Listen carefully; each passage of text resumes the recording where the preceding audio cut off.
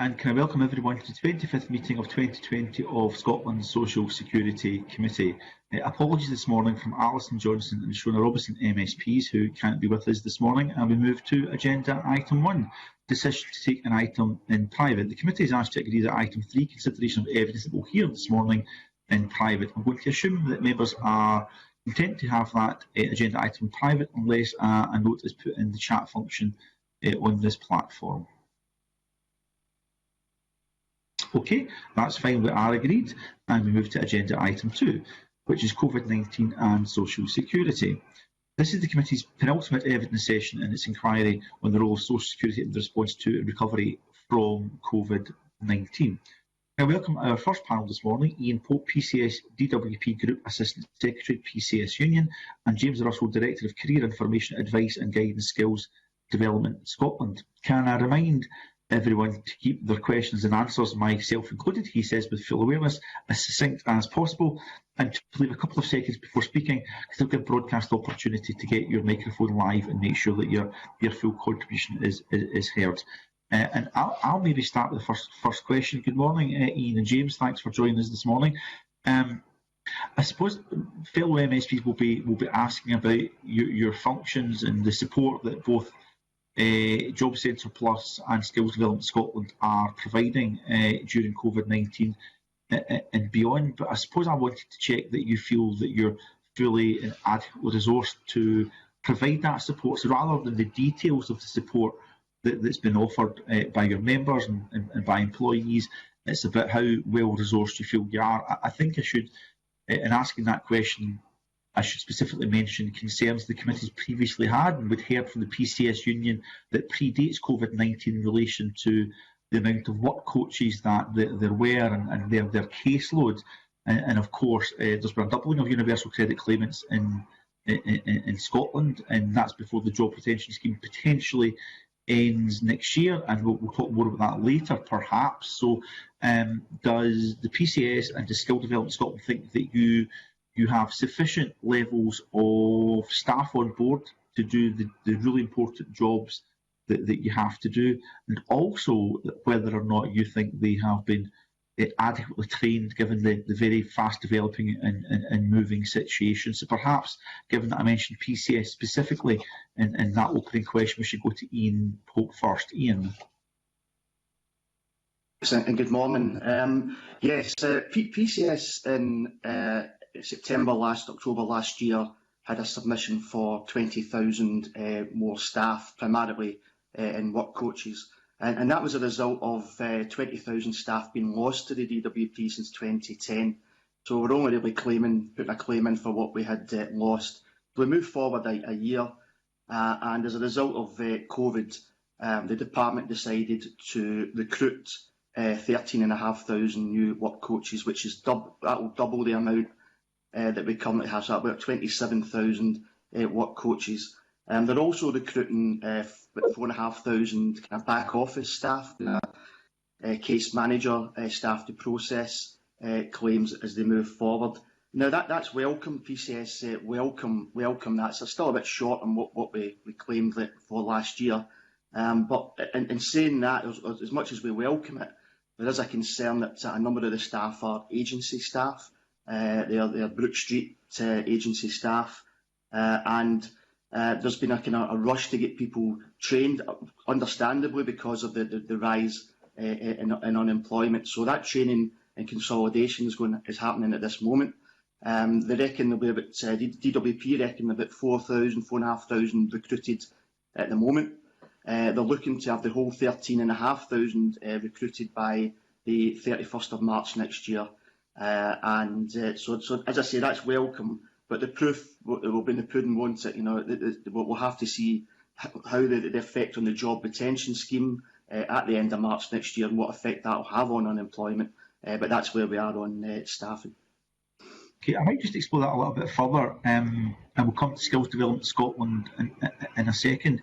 In relation to the training that's required, that came up quite strongly in the experience panels that we spoke to with people living in poverty with the direct experience of the benefit system on the ground, was the variance sometimes in the the quality of service they got from Job Centre Plus, and they quite often put that down to whether the individual supporting the claimant had the appropriate level of training and experience. So has PCS been involved in discussions with DWP in relation to what that training should look like, or are you confident that if all these additional staff come on board and get the training that you understand they're getting, that will be sufficient? Well, the training for work coach training and universal credit training, that's two different trainings. For back office universal credit, it's a very intense training package, and can take up to about 4 weeks for a member of staff to be trained. For work coaches, there's an intense training package as well. But it's clear that the department, they're trying to deal with the rise in unemployment. And to deal with that, to get people trained as quickly as they can, but they can't cut corners on it. And we would be, making sure that the appropriate training was carried out. But as I said earlier, the concern is that the number of agency staff, the majority of the new staff are fixed terms appointments, and clearly your union's policy would be for permanent staff. But obviously the department are not willing to look further forward than next year. To see how this materialises. But training is a big issue for us, and we always ensure that the appropriate training is carried out, and we'll continue to speak to the DWP to make sure that it is. Okay, thanks, Ian. We'll return to some of that later. I'm just wondering, James Russell, Skills Development Scotland increased significant demands on yourselves, and other members will ask about specific programmes that you'll be leading on. Do you believe you've got sufficient staff in place to cope with those demands? So our immediate response, many thanks for the opportunity to present evidence. Our immediate response, we are fortunate, certainly from a career information advice and guidance perspective, is through relevant data sharing agreements, we have visibility of the demand, so in schools and also in a post-school service for 16 to 19-year-olds. So the priority for us was about identifying the immediate demand and then redirecting, I guess, our resources into different areas.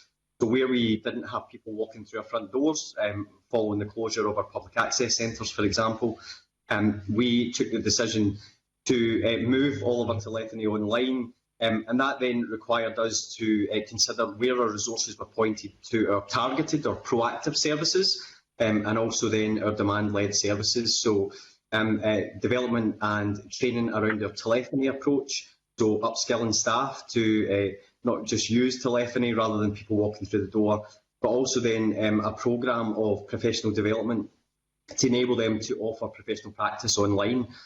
So obviously the principles of career guidance would remain the same, but the methodology was different, so we have undertaken that programme. We've been undertaking scenario planning, particularly from my perspective, about the different unemployment scenarios and working with the government closely about what that might look like. And in particular, the PACE service, so we are a lead agency for Scottish Government's PACE redundancy service. We undertook modelling around what the likely impact could be, but also looked at redesigning the service delivery, harnessing some of the technology to reach some scale through kind of one-to-many webinar approaches, as well as the development and raising up of our helpline services. So we are working closely with the government around the resources that we currently have, the demand that we're seeing, and the scenario planning that we're looking at going forward. We did receive additional investment, particularly for PACE, to cope with that demand and to transition to that new model. And more widely beyond CIG, we offer a range of products in relation to work-based learning, and it's been about understanding the demand for them and how you might develop new products which are still within that family and use existing resources or additional funding that the government may have on the back of their programme for government. Okay, Mr Russell, and I apologise for saying from bean counting here, we're not getting to the meat of what Skills Development Scotland will deliver, but I want to echo the lines of questioning, and there were specific numbers in terms of the amount of staff that Job Centre Plus and DWP may or may not require. I'm just conscious that you've spoken about new ways of working and redeploying, and I suspect what you're saying just now, and please confirm this if this is the case, that you think at the moment, do you have adequate numbers of staff? And you were quite detailed in the training that have been offered, if not the numbers of staff. But the question will be given to Ian Pope as well in a moment, so perhaps you could address this now. When the job retention scheme comes to an end, it's estimated there could be another 800,000 new claimants across the UK, and a significant amount obviously in Scotland. So have you done work to prepare, unfortunately and sadly, the surge that's going to happen once furlough comes to an end, and what might those numbers look like so the committee can follow it to make sure there's a sufficiency of resource there? Okay, so we currently we have deployed our resources into the services where we know that demand is existing, and the additional investment, we are transitioning a team of around about 25 additional staff into our helpline. So that provides a kind of increased capacity because I guess you don't have travel restrictions and all the other things that we have to build into our resource modelling. So those staff will be onboarded now with a backfill coming into the back end of it. And yes, we are scenario planning for whatever those different circumstances will look like. But that scenario planning is obviously looking at a partnership approach. So it's not just Skills Development Scotland that deliver under PACE, for example. The additional investment that's going to local authorities and the consideration of the investment in work coaches. It's the total package that we are ensuring that we're not duplicating resources where we don't need to. Okay, thank you. And Ian Pope, same question then. No one wants to see that surge of 800,000 possibly or even more additional claimants to universal credit. The numbers we spoke about earlier, you'd mentioned that was in many parts replacing the numbers you felt had been lost over previous years. They're supposed to be in place by the end of March next year. Do you think, I get the kind of your concerns about agency staff, but Mr Pope, do you think those numbers are sufficient to deal with the additional capacity required when furlough comes to an end?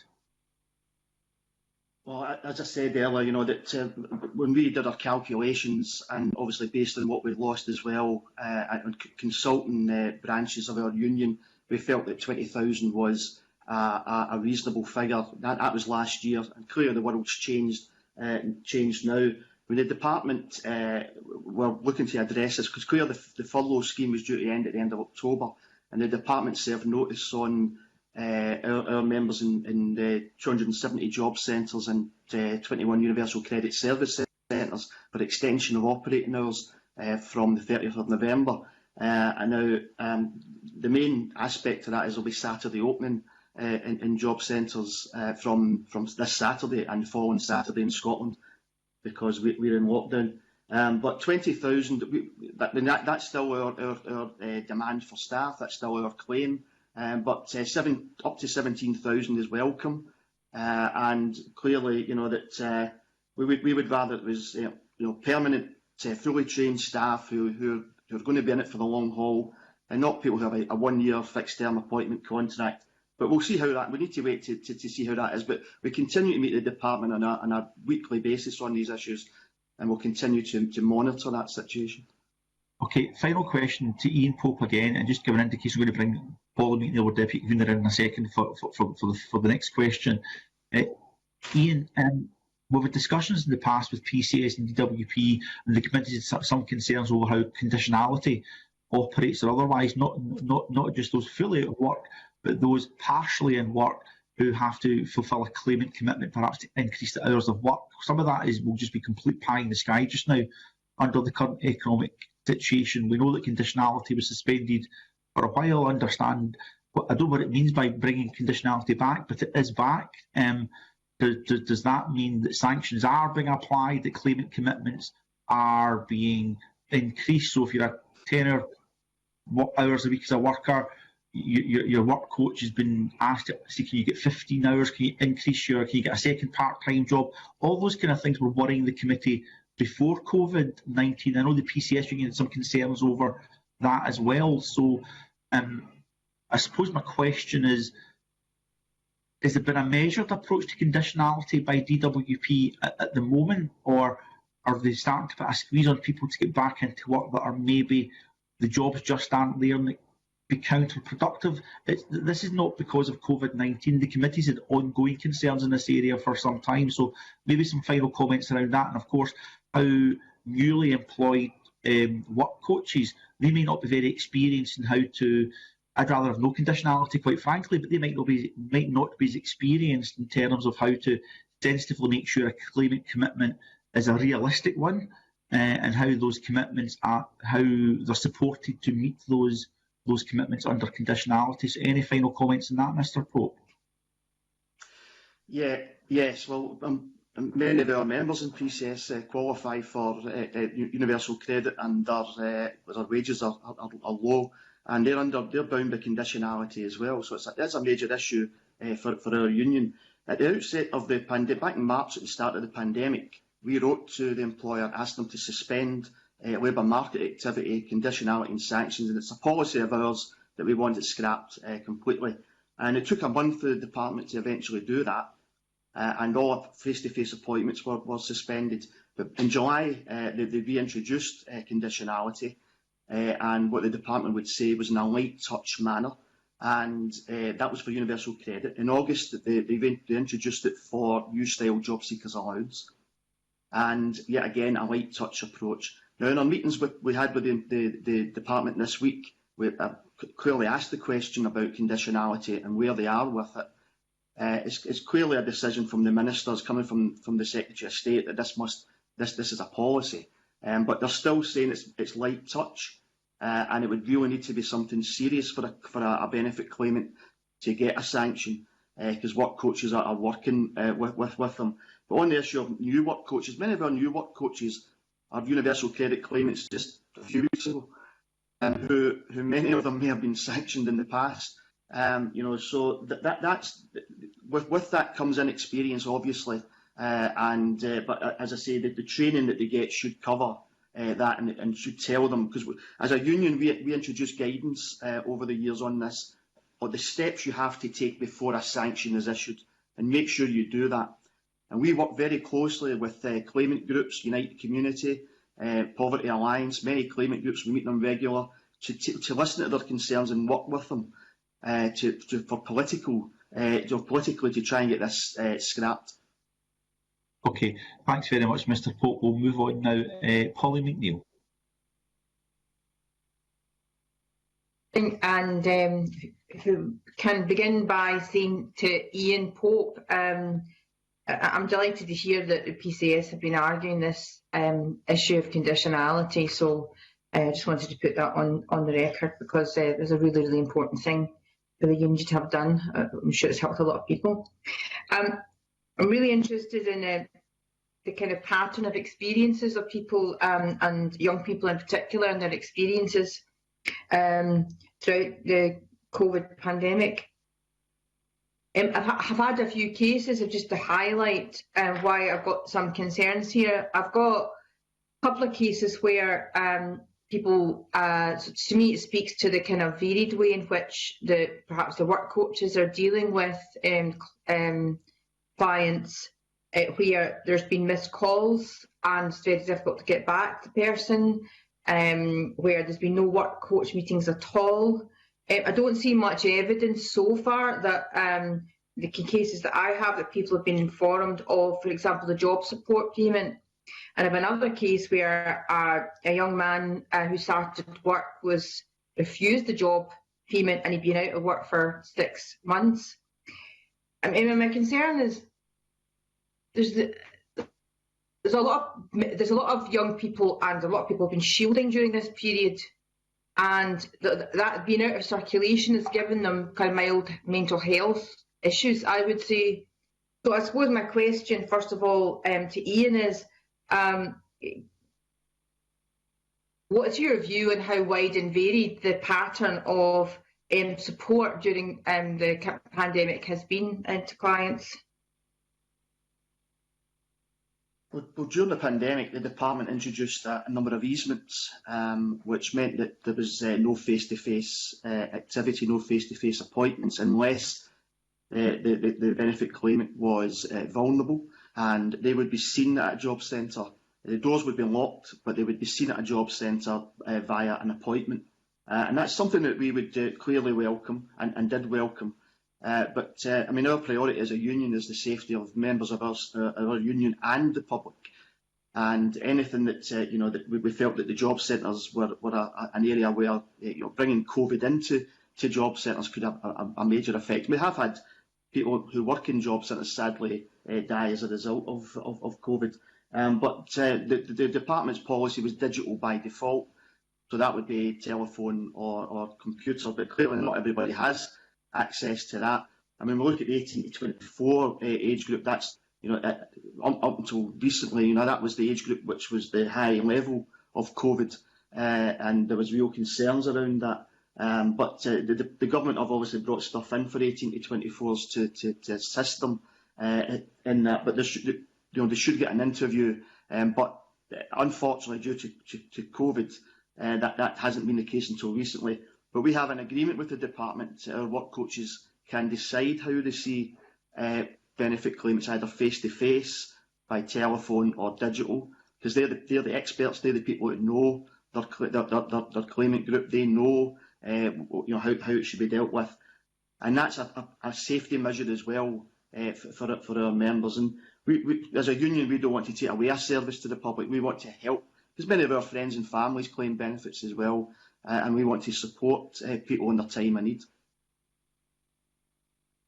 Thank you. Can I just follow up with you, Ian, on this? As far as you know, are the work coaches, do they go through all the job support available, or does the person have to ask it? My experience has been that people have to put it in their journal. Can I get access to this? And that's been the key. I've had 5 or 6 cases in the last 2 weeks where I'm being told that they didn't know the job support, but I advised them of that, and so they went back and put it in their journal. I just wondered what your experience of that was. Yeah, absolutely. This is an area that we are taking forward with the department, where since conditionality was brought back in July, the appointment times, interview times for example, a new benefit claimant would get 50 minutes with a work coach. It's been reduced to 30 minutes, and they now have 10-minute interviews in which security checks and CVs and things like that are discussed. And we don't think that's enough. And the feedback coming from our work coaches is that they feel their autonomy has been taken away. They're unable to do the job properly, and they're not able to give the service, as you say, to the public that they want to do. And then the department have responded by saying that's a temporary measure, and this is down to the caseload and the number of people who are now claiming. They're trying to get everybody seen. But we don't agree that there should be a reduction in the timings of appointments. It's 50 minutes for a reason, and so we're working to putting pressure on the department to get that put back to the appropriate time levels. Very much. Could I ask James about? I'm interested in how we reach young people, and I just wondered if there'd been any kind of review of different ways to do that. It's a particular concern of mine, and I have raised it with ministers, that it's really important to try and seek out particularly a lot of young people who are vulnerable or marginalised or have been shielding during the pandemic and haven't had much contact with any government agencies. It would be really helpful to me, James, if you could go through any sort of new ways that are, how are you going to reach all these young people that need support? Thank you. Yeah, so I guess as the point I made earlier about our kind of targeted support, so we use a needs-based approach, which is under the Education Act legislation for data sharing between schools, local authorities, SDS, DWP, etc. So that data is available up to 24-year-olds. So in schools, we target, so proactively support the delivery of entitlements for young people. And there's about 40% of the senior-based population who are identified as requiring that additional support from a careers advisor to support their career decision making. So when we're face-to-face in schools, we work with the schools to get access to them. When we took our advisors out of schools at the point of school closure, we obviously moved to a kind of telephony basis. So that data sharing approach was really important and valuable for us to maintain access to those young people. We also took the decision to extend the proactive support out to all leavers.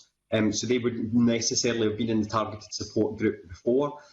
So over 40,000 young people that we, between the April lockdown and the summer period, went through a proactive engagement with them to understand how the lockdown had impacted maybe on their decision-making post-school, for example. So that support's been, I guess, invaluable. And what we're able to do during that is that if they weren't necessarily identified as requiring that additional support, every careers advisors get the decision to bring them into that targeted service. And then, similarly, in a post-school setting, we have a responsibility under Opportunities for All policy to proactively follow up every 16 to 19-year-old that's not identified as participating. And then we can offer our Next Step service, which is a proactive intensive service, so your kind of weekly, fortnightly engagement with people. It's not conditional, so there's absolutely a choice for the young person to engage with us. So that telephony approach has been really critical. We've been using that data to make calls out to those young people. The helpline service has been something that obviously has been relatively new. We've been promoting that through a wide range of social channels and new social media channels actually over the last few months, that we've had to listen and understand what young people are engaging with and how we access that.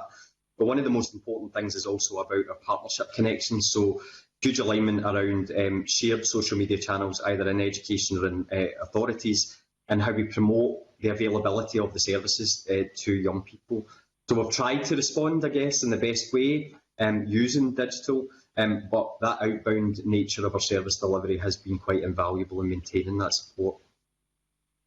Just finally, James, I mean, if a young person is unemployed now between, say, 19 and 24, and they want to get in touch to find out, well, how could they either enhance their skills to get employment, how do they get in touch? And I say this with some concern around, okay, I could be wrong here, but I don't see much engagement on further education at the moment. I mean, in the 9 months, apart from funding issues, I couldn't tell you what further education is up to, but it seems to me that they are absolutely vital to the delivery of all this programme. Yeah, so it's absolutely vital. We've been working with our college partners, not just in our kind of regional collaboration around skills provision and how we're using the labour market insights that we've got. So we're working closely with the Scottish Funding Council and our regional college boards to use that labour market insight and how that reshapes provision in the colleges. So that's been underway for the last number of months. We also have, my department, particularly from a career service perspective, have close working relationships with all the colleges. We have kind of partnership arrangements with them. We identify college students who are at risk of dropping out or who have additional support needs. So they become part of our targeted offer. So we are able to support them through that information sharing with the college to ensure that they're getting the support that they need. And I know that colleges have reshaped provision, as I've said, and have also identified new ways of bringing provision in that meets the labour market needs if it's not necessarily been there before. So I guess back to the original part of the question about contact, we have our helpline. We have been fundamental working with the Scottish Government as part of the Young Persons Guarantee. So we took on responsibility for the development of that landing page or the website that directs people into understanding what the Young Persons Guarantee means for them and how they access a range of partnership support. So that's really trying to bring together or maximise the partnership support that's in the system and enable people to get to that, whether that's digitally or actually it hands them off to our helpline services where they can have a mediated service, and then we would use our partnership connections more widely to either refer or triage people through the appropriate support that they might need. Thank you very much. Mark Griffin. Thanks, Convener. Good morning. I wanted to ask about how the service delivery has changed for both your organisations as a result of the pandemic and losing that ability for face-to-face contact. And I know that, James, you've covered a lot of that already, but I wanted to ask in particular how the service is adapting to those who are digitally excluded, whether that is through lack of skills or a lack of a reliable broadband connection. Sure. So I guess, so as I've mentioned, we transitioned our service delivery. We closed our centres initially through the initial phase, and then in June we reverted back to beginning our process of reset, restart. So with our HR and recognised trade unions, we developed a robust process for getting our careers advisors back into school. So during the summer period, through an appropriate risk assessment process and understanding the guidance that the government provided for schools. So we are now back face-to-face in 93% of schools, and in those other areas we are delivering digitally, and that may be for the reasons of island communities where we maybe can't travel as safely as we might have done before because it requires a plane, for example, or where some of our school partners have great digital infrastructure. We've been delivering remote services as part of that. We have also opened a large proportion of our public access centres, so we went through the same process. And similar to what Ian described earlier on, we've given, I guess, autonomy to the advisors who are working with these young people to make decisions about whether a face-to-face intervention is best placed for them. So our centres have been set up in a way that where we have the appropriate space, most of those areas would have a a confidential one-to-one pod, where an advisor and an individual can get support without any interaction.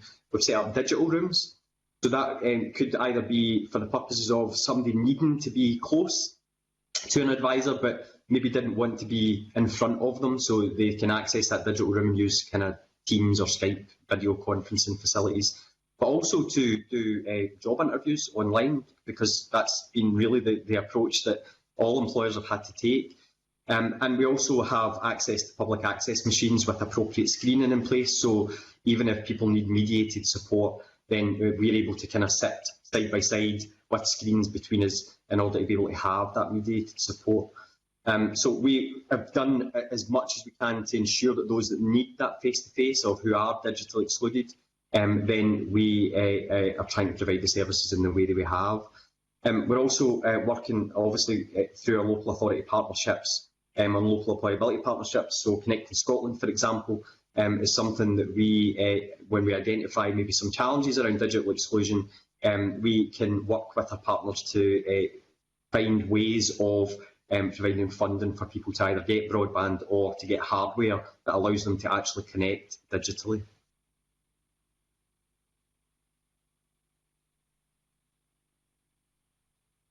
Ian Pope, Ian,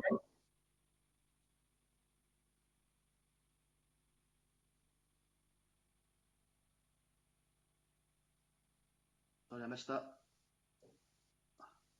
Sorry, Ian, I think a lot of what James was talking about sounded good, in particular allowing clients to come in and use services if they don't have access to broadband. And I know in job centres in my region, people were able to come in and sit with their phone or their tablet and use the Wi-Fi.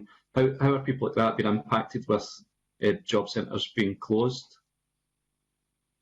Well, digitalisation is a major issue. I gave evidence to the DWP Select Committee 3 weeks ago on this very issue. And, some of the figures, and one of the figures I quoted was that 13% of people in Scotland in a household survey said they didn't have internet at all. So there's major issues there. There's literacy issues. 7.1 million people in England who have described as very poor literacy skills. So these are issues that are really concerning. But in the department, with the job centres reopening their doors at the start of July, they now have the service to use the systems at the door. They can come in, but there's because of COVID, there's restrictions on how many people can be in a job centre at any one time. The risk assessment that's been done limits the amount of people, and rightly, to protect staff and claimants and security guards and cleaners and what have you. But it is important that people do have access to this. You only have to look at, I know people may say it's fiction, but it's fact. Daniel Blake, where the claimant going to the library to try and get access and running out of time, didn't know what he was doing. So these are the people we need to support, and the government need to support. And our members are trained to support them. But obviously with COVID restrictions, it's been difficult. But the job centre doors are opened. But as I said, there is limited access to them because of safety concerns. Okay, thanks, Gavina. Okay, Rachel Hamilton. Hi, and welcome to the witnesses today. I want to start off with Ian Pope, but I'd like to make a comment about the fantastic staff here in my local DWP centre. I visited when they were opened, and I was just absolutely blown away by the resilience and the flexibility that they showed and the support that they gave to new claimants. And so I really, really take my hat off to them. They've done an amazing job. And similarly to SDS for the PACE services that they've offered with the redundancies that have been happening recently. I mean, it's a very difficult time. I think we seem to miss out on speaking about disabled people. And I just want to ask Ian, first of all, I mean, the Fair Start Scotland scheme has just managed to employ 1 out of 4 people, including disabled people. And I just wondered if there was any comments that Ian would like to make about how employees help to shape some of the schemes that possibly aren't working for disabled people. Do they get an opportunity to do that? And also, what kind of training do they get to help disabled people to get into employment? Well, what coach training would cover all aspects of that. And as I said earlier, it's dealing with trying to support vulnerable people with disabilities, and they would have access to support in a job centre if they required it.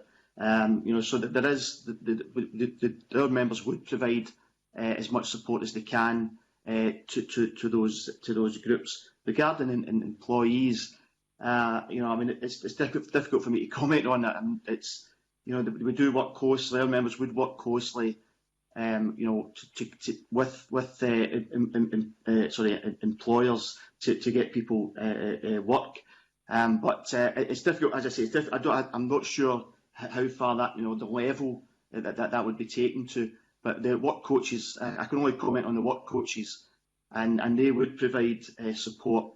I mean, you're right what you say. During the pandemic, 2.5 million claims for universal credit were cleared and payments were made, and that was including work coaches working from home, and processors working from home as well, and coming into the office, and 2,500 claims for new style job seekers allowance were cleared. 2,500% spike in claims for new style GSA during that period as well. But there is that would be included in work coach training, how to support disabled customers through their journey on benefits, and point them in the right direction to get them employment. Ian, can I follow that up with we've got a vaccine, it's brilliant news, we've got a vaccine on the way, and hopefully we'll start to see some green shoots, light at the end of the tunnel, and some recovery. We've talked a lot about how the impact of COVID has actually changed the way that we deliver services. How do you work with your members to take forward their sort of approach to the future? I mean, we talked a lot about how it's changed, but how do you think it could be best delivered for individuals who are, seeking employment and looking for job search services? And that's in the future. Currently, I mean, the world has changed, obviously, and the service isn't the same as it was 12 months ago, or in fact 9 months ago, and that's down to, as I said earlier, restrictions on people being able to come into the job centre because of safety. That there's limited amounts of people can be allowed into a job centre at any one time, but the service has been increased, And I mean, heading into the future, clearly if there's a vaccine, we would hope that we would be able to provide the support that we've been providing over the number of years. I mean, as a union, we are of the opinion that universal credit's not fit for purpose, and that we would want a full review of social security, which would, like the Scottish social security system, treating claimants with dignity, respect and fairness, as well as staff as well, and having a social security system based on that, helping people at their point of need, and not bringing kind of stringent, strict conditionality attached to it. So that's what we want and our members want as a social security. We want to help people, but not punitive sanctions to address that situation. But that's the view of our union, and we're working with claimant groups to try and achieve that. On the conditionality, you were talking earlier about the light touch approach. How does that discretionary framework work in practice if individuals are able to use their discretion? How does that work? Is it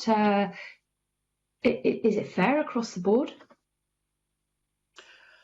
Well, there is certain levels what coaches would get to, and before a sanction is issued, and that certain measures have to be carried out, and it has to be what the department would say it's a last resort, and what the department are now at the moment are saying is that conditionality has been reintroduced, sanctions and conditionality are in place. However, in the current situation, it would really need to be a serious situation for a claimant or a customer to be issued with a sanction. Now, we're obviously engaging with our work coach members to see, is that the case? Anecdotally, how many sanctions are now being issued? So we're still gathering that information, but that's something that it has to be. It should be carried out across the board. There should be no, one rule for one and one rule for somebody else.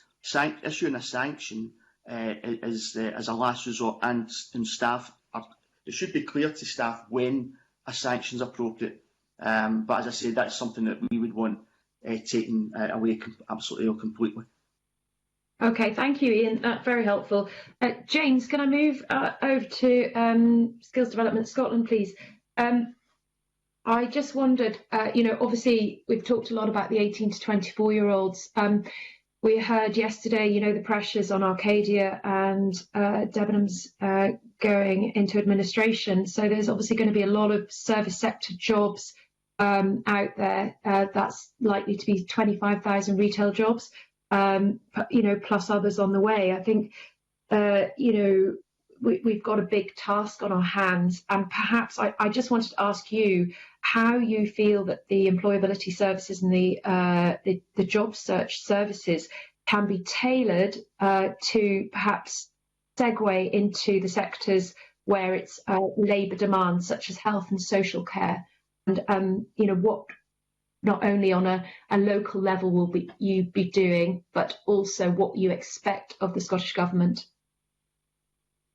So I think back to the point I made earlier on about the labour market insight. So that intelligence is central to the provision of career information, advice and guidance. So it's evidence-based. So when we're working with individuals in Scotland, that we absolutely understand what the labour market is doing and where those opportunities exist, and that it's also impartial in that it doesn't have a vested interest in the type of provision that someone might go on to or not.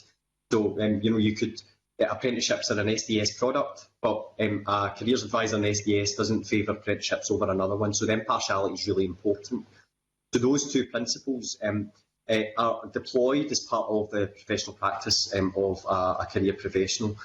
So that helps us guide people. So we talk about career management skills. There is a theme around horizons, which is understanding the labour market to inform your decision making, and that's as informed as it can be.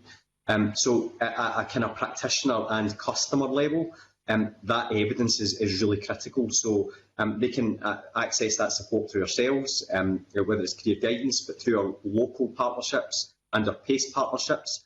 We're able to then refer or signpost people to other services if they need something that we are not able to provide. So that might be financial support from Citizens Advice or employment rights support from ACAS, for example.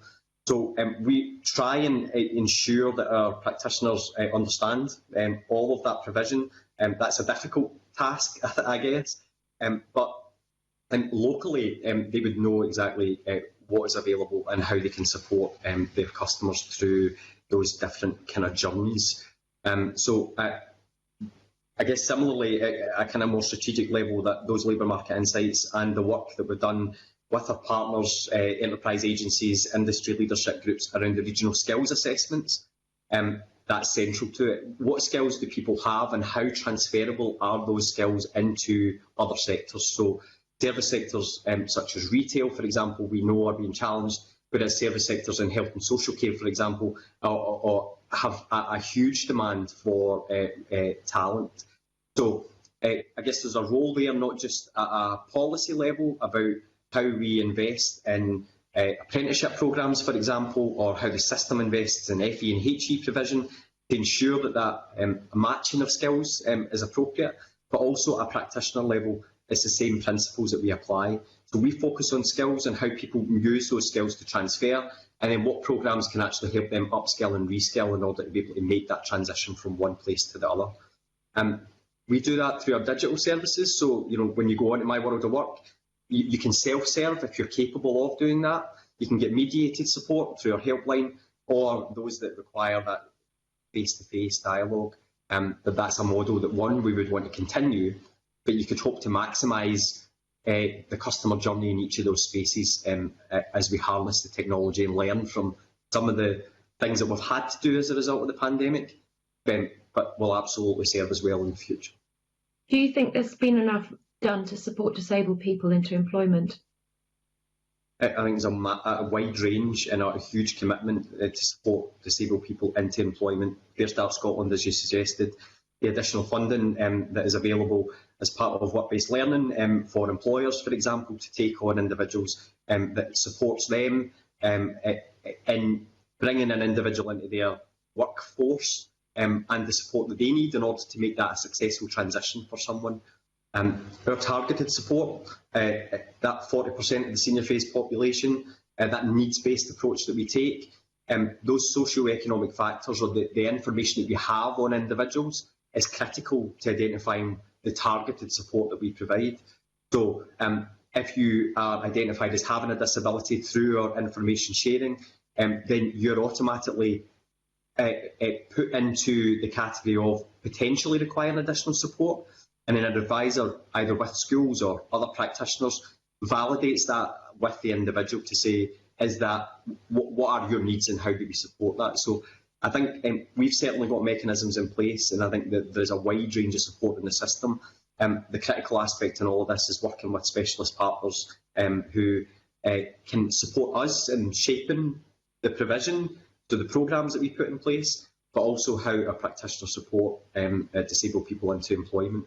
And we continue to work with them to try and increase knowledge and awareness and capacity of our teams to support them as effectively as we can. Thank you. Okay. Thanks, Rachel. And we'll move on to Jeremy Balfour now. Good morning to both individuals. I'd like to kind of follow on from what Rachel Hamilton has been asking. Interestingly, today, the United Nations Day for a Person with a Disability. And maybe start a question with you, James, if that's okay. Before this crisis that we are in at the moment, the number of people who were seeking employment or getting employment in England was about 45% higher than that in Scotland. And I'm just wondering, why do you think that is the case? Why are more disabled people finding jobs in England compared to Scotland? And out of this, what lessons can we learn? Was that for myself? Sorry. Yeah, you, James, yeah. Yeah, so I guess why are more people in England with a disability gaining employment than in Scotland? So Yeah, just, that's correct. Yeah. I guess at this stage, I would need to understand that data more widely and the kind of circumstances in which that's the case. It could be as a result of some of the provision that's in place or the funding that's in place. I'm not overly familiar with all the kind of intricacies of the English system. I think in Scotland, certainly, as I've said, from our perspective, from a career information advice and guidance, where we've got the ability to target that support, then we provide that support through that needs-based approach to people with a disability. They're entitled to that level of support if they need it. And of all of the programmes that are in place, you obviously mentioned Fair Start Scotland, additional funding around apprenticeships. It's there to maximise that. I guess I don't have an answer as to why the difference is between Scotland and England. I think if there is lessons to be learned from England, or if there is things being done differently where there is better outcomes being delivered as a result of a particular thing, then certainly from our perspective, we need to learn from that. And that goes internationally as well, which countries provide services in a way that improve outcomes for individuals with a disability. So can I take from your answer there's been no kind of cross-border discussions with other agencies that you have down in England or Wales and Northern Ireland about how they do it compared to how we do it? Because the differential had been there for the last at least 5, 8, 10 years and is getting larger. And so I'm slightly surprised that this hasn't been analysed by your organisation to find out what could we do better or what lessons could we learn. And is this an opportunity now then to do that and have those discussions? Yes, we absolutely do work cross-border. So from our directorate, we work with our career services across the home nations as well as internationally to understand how provision is in place, what approaches they're taking, what does international best practice look like, and that informs the design and development and the continuous improvement of our career service. For our frameworks and standards around work-based learning, absolutely, there is work across the UK nations, so those frameworks and standards have to be UK applicable. They don't just apply in Scotland. So we do take and learn from best practice and where it's driving better outcomes. Some of that additional support that's available through our work-based learning programmes will have been identified from need or effective practice. I guess what I don't have to hand is the specifics of underneath it, and that's certainly something that I can take back into our skills plan to see if there's further evidence underneath that that tells us more about the reasons why England may have a better employment rate for those with a disability than Scotland does. Okay, that would be helpful. I mean, it might be helpful if you could maybe write to the committee once you've done that, just to follow that up. I mean, I just wonder, just moving on, from a trade union perspective, is there much sharing going on between coaches north and south of the border, or is it still done on a nation-based? Well, obviously, what coaches in Scotland, employed by Westminster Department, and so they would have the same, same training, the same communications, and they're bound by the same, rules and guidance that English and Welsh work coaches would have. So, that's I think possibly that's why the numbers is higher in England, because of the training that our members have had and expertise that our members have had to get people into work. In Scotland, obviously, the devolved social security, there's no customer facing situation there. But I know that, I sit on a group, in fact we're meeting this afternoon, where we share situations. There's the DWP are there, there's claimant groups there, the unions are represented, and we share experiences on best practices and how to take things forward. So I would hope that that's something that's been taken away. If it's been done better by DWP, then hopefully the Scottish Government can learn from that and take that forward. Thank you. I've got no further questions, Convener. Thank you.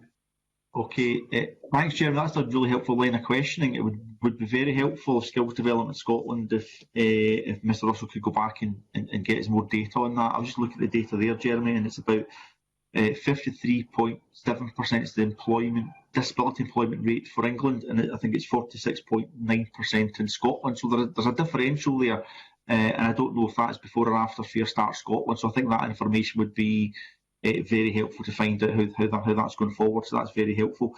Tom Arthur. Thank you, Convener, and good morning to our panellists. I think it's fair to say that it's been recognised for some time that the employability policy landscape across Scotland is fairly complex. There's various different agencies at play, with the UK Government, Scottish Government, the DWP now, Social Security Scotland, the Job Start Payment. We have SDS, and we now have Kickstart and the Youth Guarantee.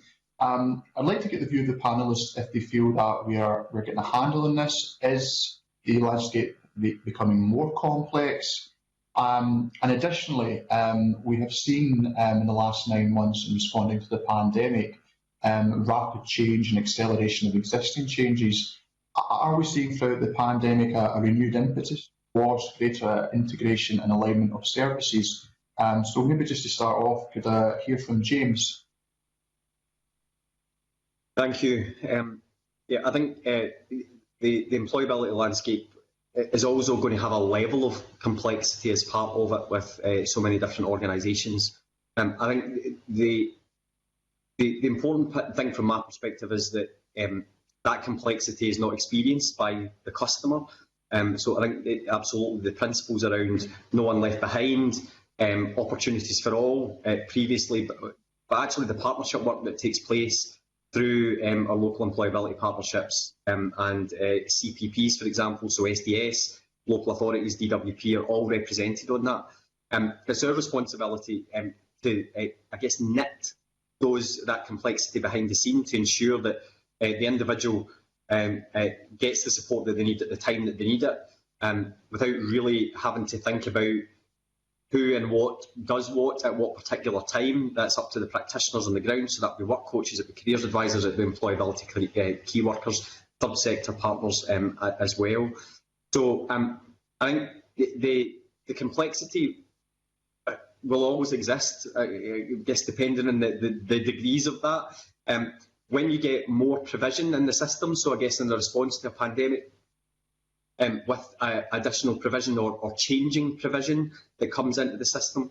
If we are all doing that, it increases the level of complexity, but I'm assured through our partnership working that we maintain our awareness of the changes and also work with our partners around those changes. So, for example, the emerging work-based learning programmes that we have launched have been developed with our partners. So it's been looking at not just the labour market insight and the sectoral opportunities and the upskilling and reskilling needs of individuals, but also the eligibility for those programmes and how it sits with Kickstart, with local authority employment services as well. And trying to, I guess, one, reduce duplication, but also increase the efficiency of the customer's journey through the whole system. I think the principles of no one left behind, PACE partnerships and local employability partnerships are all the same. Tiered measurement and data sharing enables us to set out what we're trying to achieve and how well we're doing that. And the principles around service design and putting the user at the heart of it, hopefully it gets us to a place which continues to reduce the complexity from a customer's perspective. So I think certainly on the second part of your question, renewed impetus. We set out as an organisation, SDS, our strategic plan was developed in 2019. Collaboration was at the heart of that. We developed it with organisations like Scottish Funding Council, Highlands and Islay Enterprise. So the impetus, I think, is that we've had to do things quicker as a result of the circumstances. So digital technology, harnessing the service delivery model through the digital capability has absolutely been there.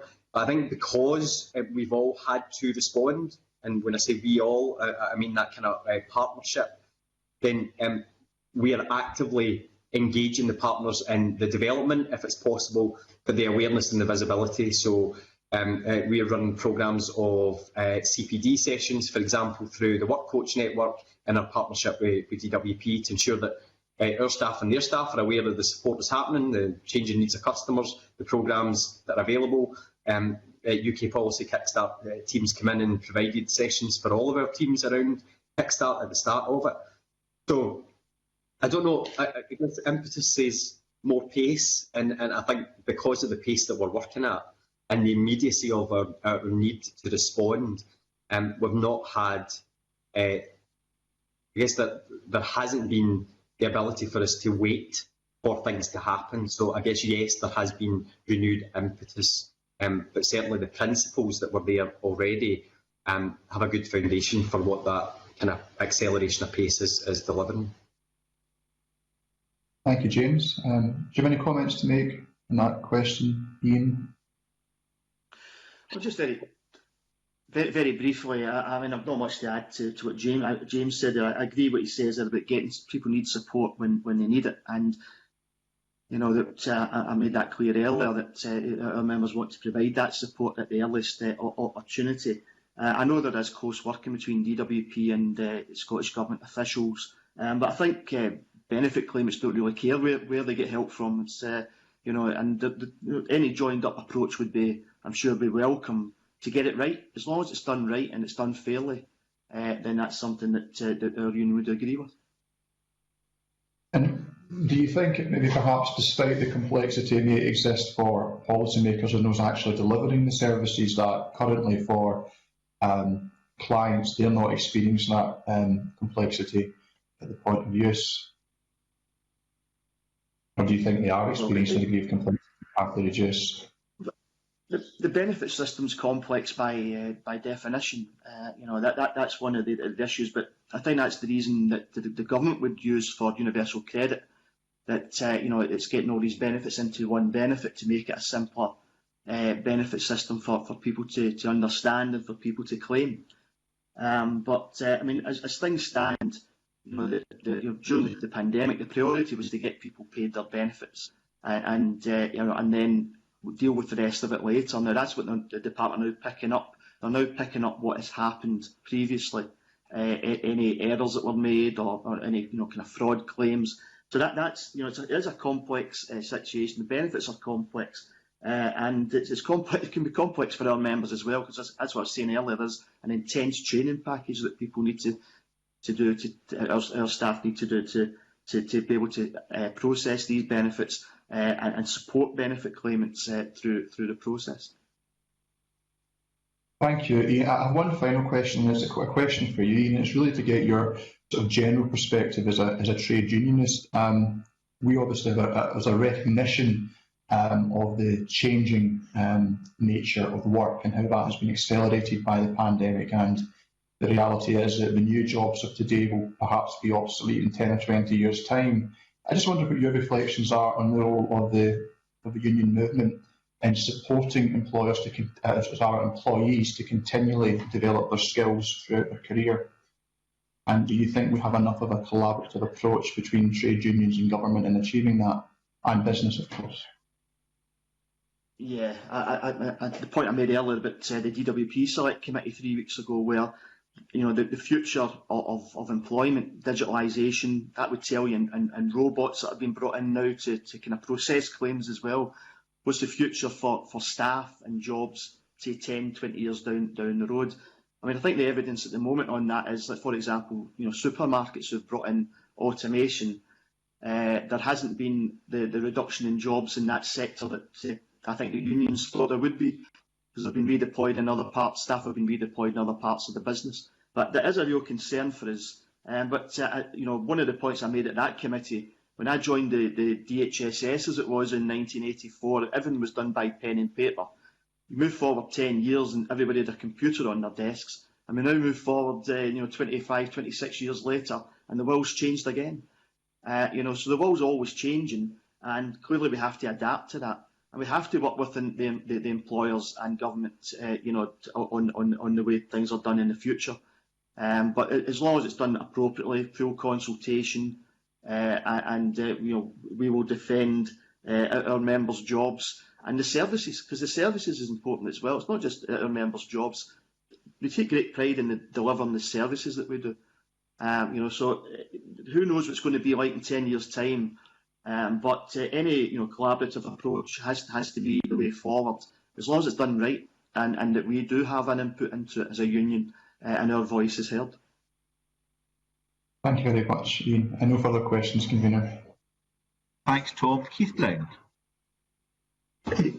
Thanks, Convener. Just follow up, if I can, briefly on Jeremy Balfour's point, and just to let James know, I'll not be asking you about detailed questions about the system south of the border. That's not really your remit. But if you are going to get back to the committee with information on the differential rates of people with disabilities gaining employment, if you could factor into that the fact that it's perhaps even more anomalous given the fact that unemployment in Scotland has been lower for the best part of 18 months than it has been in the rest of the UK. My one question, and it kind of builds on a lot of the questions have been asked so far. You've been asked about how the service has changed under COVID. Both witnesses have been asked about areas in which it might have improved during COVID. So my question, and it may not be that you can give an answer off the top of your head, but if not, if it could possibly be submitted in writing, can you give an example of where the service has changed, it's been improved, it's been a product of partnership working between SDS and job centres, and it's a change that you intend will be developed in future or continued in future? Specifically, SDS and job centres? No, both, the partnership working between the both.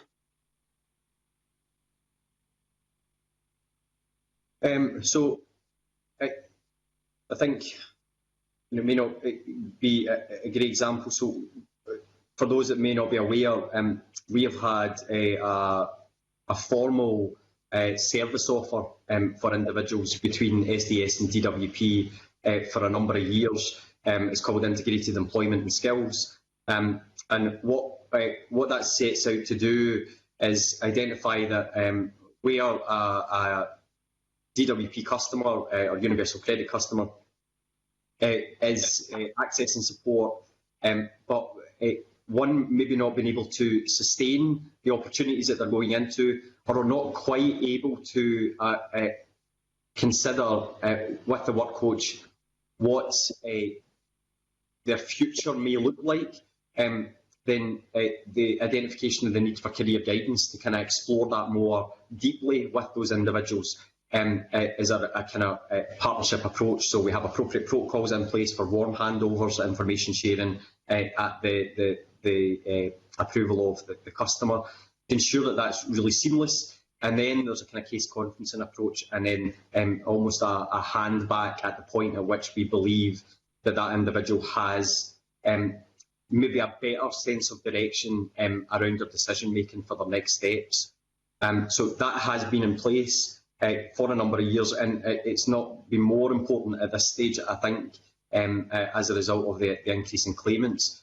What we have done is use that model in our work with other partners, particularly with local authority partners, so through Slade. We have developed a very similar mechanism, so we would have had physical partnerships, so where people were in place. There wasn't a need for these kind of formal protocols.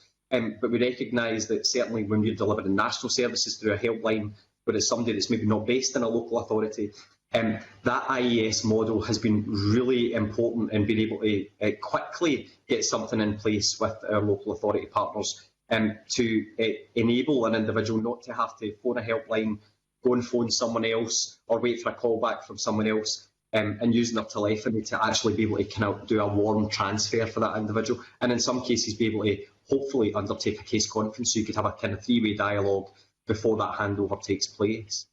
So I don't know if that's a good enough example, but I think that's certainly something that it enables us to build on something that was already existing in the system, but use the current environment that we're operating within to escalate that. No, thanks for that. I wonder if he can talk about anything that he can think of which is improved under COVID, which it's intended to carry forward, and which is a product of partnership working between SDS and job centres. Well, it's difficult for me to comment. I'm here to. I don't profess to speak on behalf of the DWP, although I'm an employee of the DWP. But I'm representing the PCS here, so I can't comment on SDS and DWP. But what I would say, it's been difficult.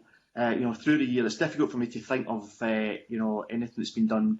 It's better because the department have had to react to the situation. And as I said earlier, part of that was putting easements in place, and it meant that there was a reduction. In fact, there was no face-to-face activity for a number of months. So the department are now starting to recover from that. And as part of that, as I said earlier, they're extending operating hours now. We wouldn't necessarily say that's a good thing from a member's point of view on the grounds of safety. But it was certainly, that we want to produce a service to provide a service for benefit claimants and when they need it. So that's something that you've probably seen it in the report there that our union balloted and took action on. But we have, agreements and concessions from the employer that we're able to work through on that. But it's early days to say what can be improved on. I know that the government and the UK government have introduced measures to support benefit claimants, so that may assist the situation. But an actual service that people are getting in offices, as I say, the department are now recovering from the COVID, the pandemic, and with new recruits, hopefully that will be a positive. That the service can improve, because we may have the staff in place by March next year to provide that service that we've been arguing for a number of years. Thanks. Thanks, Kavina. Thanks, Keith Brown. One final question. Perhaps given the time the witnesses might want to maybe write to us or email us with an answer to it, I'd be very keen to find out a little bit more of the single service offer that Skills Development Scotland was referring to, given the complexity of the system, and also Ian Pope. I'm just wondering, and we'll deal with this with DWP and the Minister in the next session as well, if a young person's engaging with a work coach in Job Centre Plus, how do they decide whether to refer that young person into the new Kickstart scheme or the Scottish Government's Youth Guarantee? It was that idea of that single service offer, so it's the no wrong door. It's a case of whoever you get at first point of contact can ensure that you have all the potential opportunities to get back into employment seamlessly, irrespective of whether it's Scottish Government, UK Government, or even local authority. I'm happy for witnesses to make the briefest of comments on that, but if a substantive response would be welcome by email or in writing. Ian Pope, any brief observations on that before we close this particular evidence session? I think I'll need to take that away and respond, because I need to discuss with work coach members what actually the role entails and what their role in it is, and how and when they decide to refer to Kickstart. So if we can put that in writing too. That would be really helpful, thank you. James Russell, I don't know if it's similar with yourself.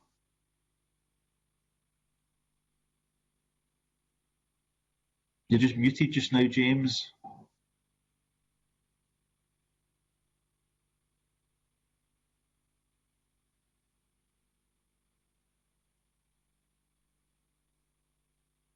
You hear me okay? Yes, I think you're just going to see write to us on that anyway, Mr. Russell. Yes, expanded kind of wider support, so it kind of links around child protection, protecting vulnerable adults as well. The referral process, I mean, obviously Ian can pick up certainly from a DWP perspective, but this is all about choice, certainly from my perspective. So we inform individuals of the range of programmes that are available, eligibility, what that means in terms of expectation, and support them in their decision making around that. So again, that impartiality is critical for our service delivery. I think that's very helpful. That's a good note, I think, to end the evidence session on. It's quite a lengthy evidence session, but worthwhile. So thank you to James Russell and Ian Pope. We are still staying on agenda at item 2, but we do have to suspend for a short period to allow our second panel of witnesses to get on board to the system. So for the moment, thank you, Ian, thank you, James, and we'll suspend for a while. Thank you.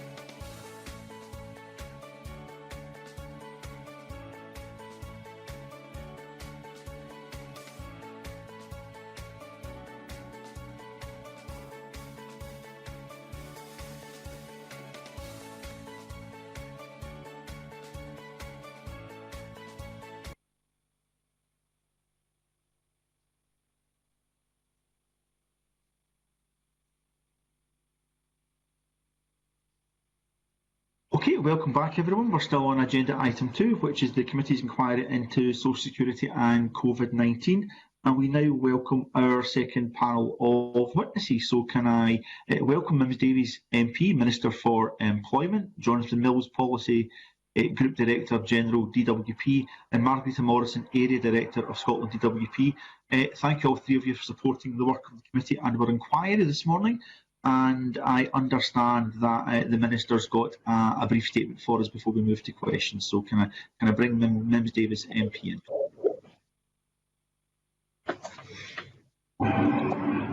Good morning, everybody, and I'm grateful to be here today and have the opportunity to talk to you about the UK government's hugely important plan for jobs.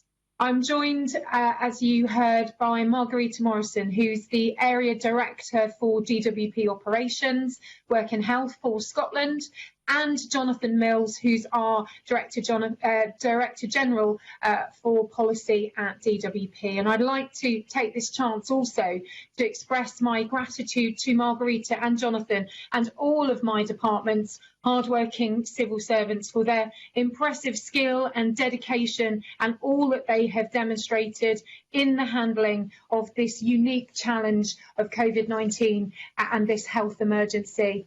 Now, all through the pandemic, DWP and the wider UK government has provided a comprehensive economic support package, focused on protecting, supporting and creating jobs. Our main focus has always been to encourage and guide people back into work where it is safe to do so, and we will continue to be led by the latest public health advice.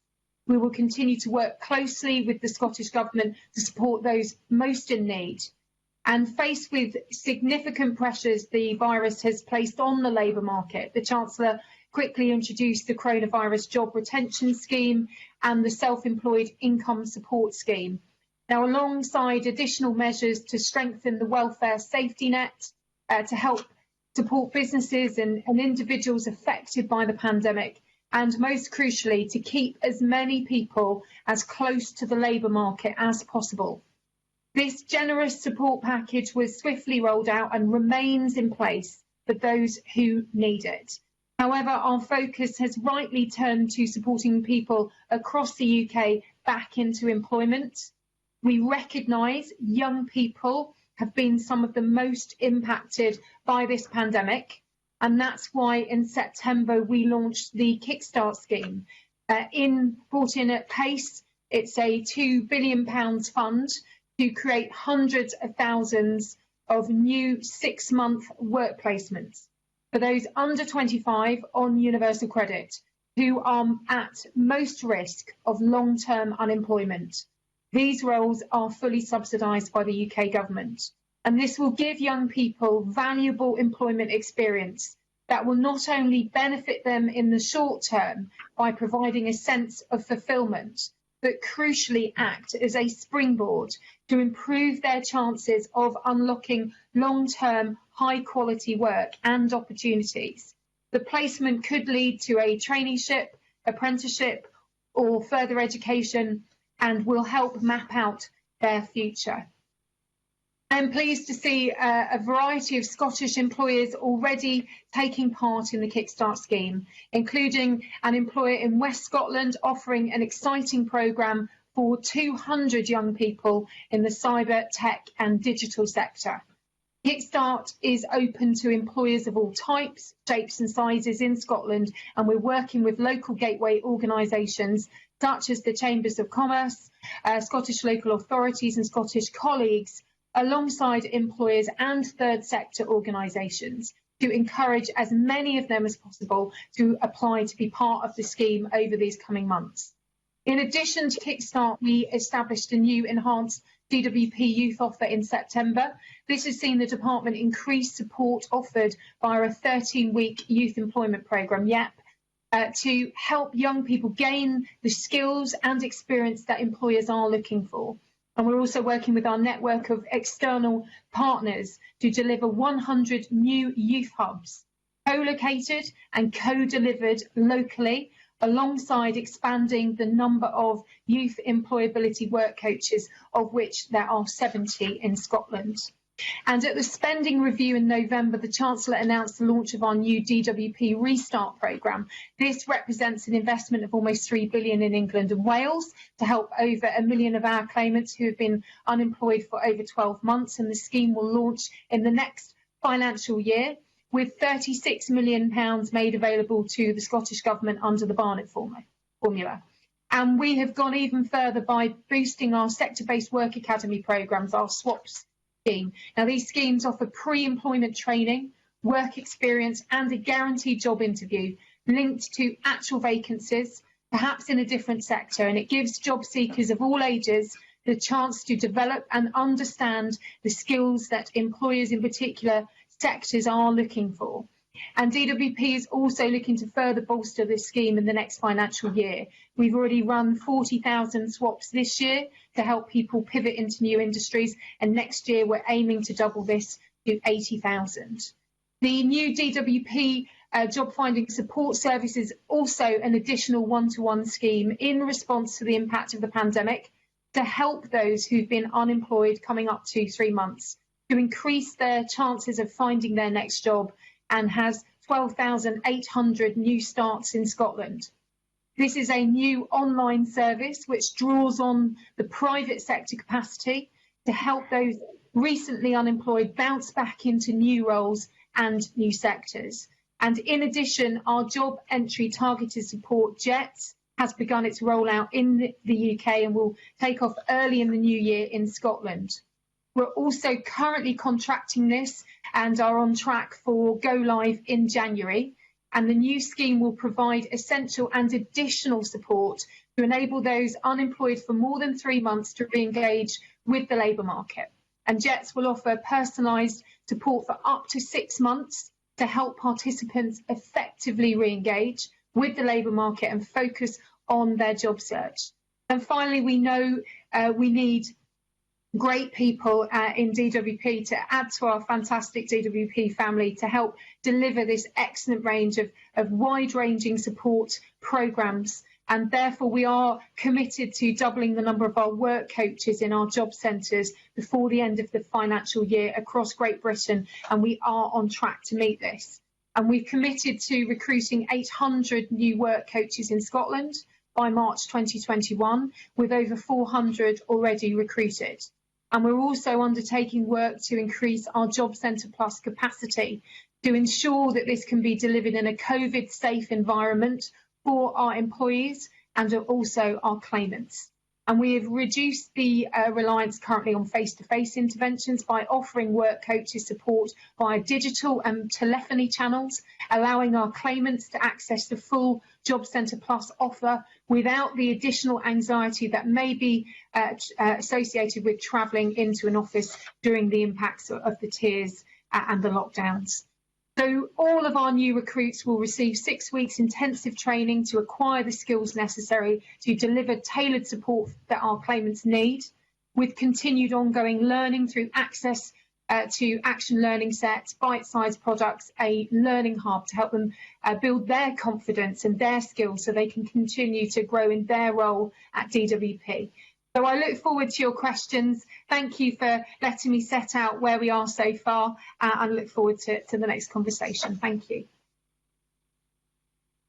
That is very helpful, Minister, and an awful lot in that. So we look forward to keeping this dialogue going, perhaps with future visits to the committee as well, because there's so much happening just now, such a changing landscape. I don't know if you're able to follow the first evidence session at all, but my opening question was very similar to the one we posed to Skills Development Scotland and PCS. I know our committee members want to get stuck into some of the details, but you had mentioned pressures on the system and the doubling of Job Centre Plus staff and work coaches. Now we know that there's been a doubling of UC claimants in Scotland, and we know when the job retention scheme comes to an end next year, is anticipated another 800,000 claimants of universal credit across the UK. So huge challenges on the system. When we asked PCS about whether there was a sufficiency of staff and sufficiency of training to meet with that demand, they'd said they very much welcomed the the increase in staff numbers, and they acknowledged training, but what they did say is they felt that increase in headcount or staff numbers only really brought them back up to where they were before a number of cuts of staff had happened pre-COVID. So how confident are you that you will have sufficient numbers? I suppose you would say yes, but how confident are you that you will have sufficient numbers by March? But maybe more importantly, what assurances can you give that you'll keep that under review and you'll be prepared to take more staff on speedily if possible to make sure this unprecedented demand can be met? Yeah, I'm sure Margarita wants to come in here, but let me make some opening comments on this. I mean, we've got a fantastic team in Scotland, and one thing that Secretary of State and I do is a regular focus group with our work coaches. And also I link in through conversations with our leaders and our teams across the JCP network.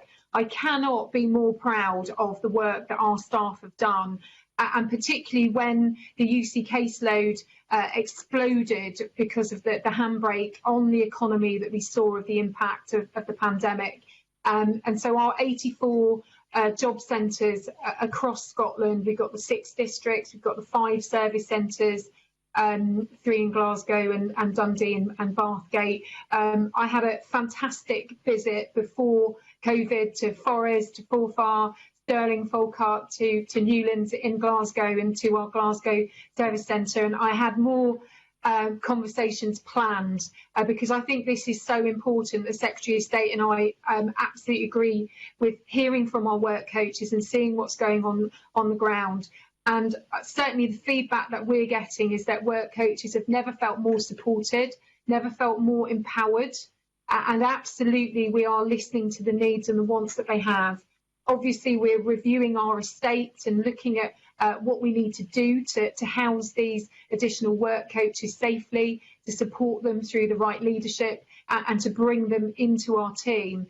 But the big focus that I've had since doing this job is to really understand local labour markets, the local challenges that people have, to really recognise the links that our job centres and the connections through Skills Scotland, or indeed through working with local authorities, through working with local charities, how much we can bring as DWP working together, and that's been very much the focus we have. So I recognise what you're saying in terms of the challenge of bringing a large amount of new people in. That's got to be managed. We've got to make sure that our claimants get the right advice and a good experience talking to our work coaches, and I've been really pleased with how this is going so far. But I'd be keen for Margarita to tell you a little bit more operationally on the ground how she feels that things are going. But certainly I feel that DWP has been magnificent this year.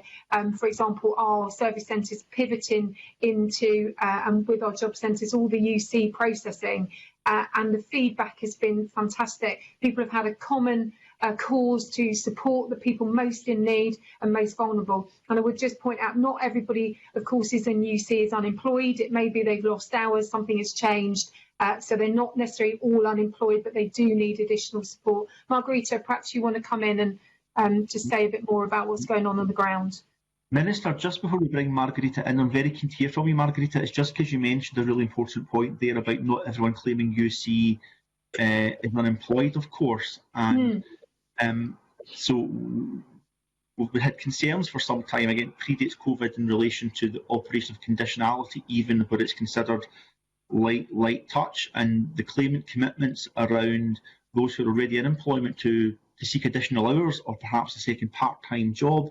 A lot of those have been reintroduced. They were previously suspended during COVID. They've been reintroduced. That has previously been a concern to the committee. It's certainly a concern to myself, and it's certainly a concern to PCS.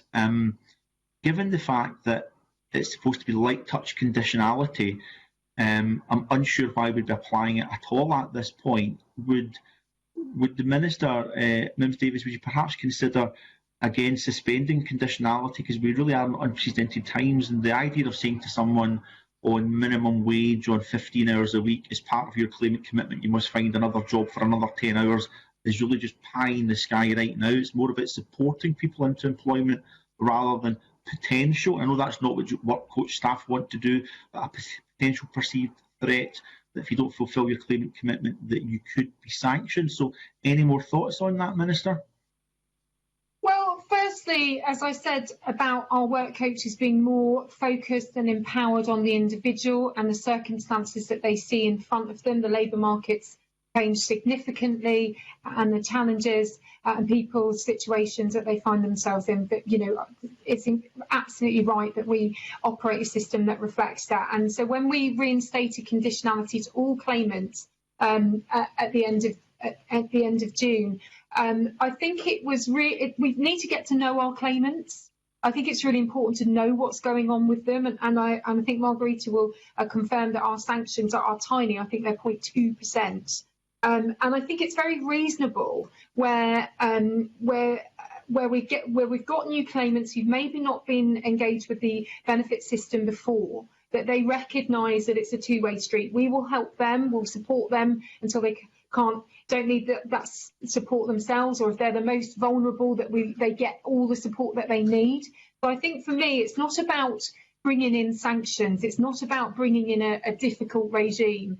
It's absolutely about making sure that we understand the new cohort. Some people are going to be quite surprised to be coming into the benefit system. They're going to have quite a shock that their sector has been impacted. And it's absolutely right that we reintroduce an engagement with them. And certainly I spoke about that feedback group that the Secretary of State and I run. It was initially twice weekly, it's now monthly. Every single month, any issue that's coming up, anything that work coaches are feeling, they've got a direct line to ministers on this. And actually, it's been our work coaches who felt it's really important for us to be engaging with our cohort, with our claimants, seeing what's going on. They're linked into the local opportunities and the local employment. They could be feeling very isolated. So for me, I think we've got the balance right here. It's individual, it's tailored, and it's getting to know our cohorts. But Margarita can tell you also perhaps how it's feeling operationally to her. Thank you. Margarita Morrison. Good afternoon. Hopefully everybody can hear me okay. Yes, just following on from the Minister, I think it's important to recognise we went from 4,500 claims per week to 29,000 in a very short period. And we learned a lot from that in terms of the way that we operated, the decisions we made. We put a team of people together to talk about it on a daily basis to make sure that we were reaching the right decisions on what to do to make sure that every customer was paid. And I'm pleased to say that 93% at that time were paid, and we've managed to sustain that at over 90% since. There's a lot that we're learning from the processes that we put in place, and we'll reflect on those as we go forward about how the service will operate in future. I think the other thing that's helped us is that we've been able to segment the tasks, a bit like the Minister was saying, in terms of what our customers actually need from us. And some tasks we can use other parts, because it's a digital system, we can use other parts of Scotland and the UK to help us out in areas where we've got extra claim numbers that we need to deal with. So we will take from that a lot of learning from that position back then. And it's absolutely right that our work coaches are fully empowered. We are working differently from COVID. We weren't a working from home organisation, but we've now put out 1,600 pieces of kit to colleagues. We've got colleagues working at home. They're working digitally with our customers where that suits the customer. And we've got people working on telephony if the customer would prefer that. But our job centres have remained open throughout to make sure that vulnerable customers who need our help and that face-to-face support and recognition of their personal circumstances can be seen in a very safe, COVID-secure environment. And I can talk more about that. I lead on health and safety across the UK, so I'm happy to explore that further if you would like. So it's very much a tailored support for the customer. We learn a lot from the people we see in the discussions that we have. And as I say, the decisions that we make on what we do in terms of the products we've got available to us will be based on that conversation. It's a one-on-one relationship with the work coach. It's very important that we get to know the customer so that we can tailor the support. Okay, thanks very much. First of all, let me put on record as well the exceptional work of so many work coaches and people across DWP in unprecedented times. I saw it firsthand in my own constituency, and echo the sentiments of it's building relationships and getting to know those who are out of work, not just the long-term unemployed that we still have to have concern and care for, but also those new to the benefit system. I suppose in building that relationship, this might be a question back to the Minister. I suppose in relation to this, one of the things that I thought was very helpful and the cross-party support in relation to this, and that was the £20 per week increase in universal credit during these unprecedented times. It'd be remiss of me not to comment that both the IPPR and a coalition of 40 charities across the UK have called for that £20 per week increased universal credit, not only to be extended to legacy benefits, but also to be made permanent, full stop. And I would warmly welcome that if the UK government was to decide to do that. It would just be the right thing to do. But I suppose, Minister, my concern, apart from the direct economic impact of withdrawing that £20 per week, which would put 60,000 households in Scotland into poverty and 300,000 kids across the UK into poverty, would be the message it would send out those in the benefit system that, at the height of COVID, will give additional support to new families to the benefit system. If it wasn't enough money to live on pre-COVID, then it won't be enough money to live on post-COVID. So I'd be very worried about undermining the relationship with those people we're trying to get to know and we're trying to support back into employment. So, Minister, I'm just wondering, is the £20 per week universal credit uplift, is that something you're continuing to give active consideration to either extending further, whether to legacy benefits or in time-wise further into 2021? And what assessment have you made of what the impact may be of withdrawing that £20 per week? So I'm keen for it to stay. Well, firstly, thank you very much for visiting your local job centre. It's something that I speak to councillors, all elected officials, members of your Parliament, of the Senate, of the UK Parliament. I think it's really important for people to be talking to our work coaches, to be engaging with all the different programmes and understanding what's out there.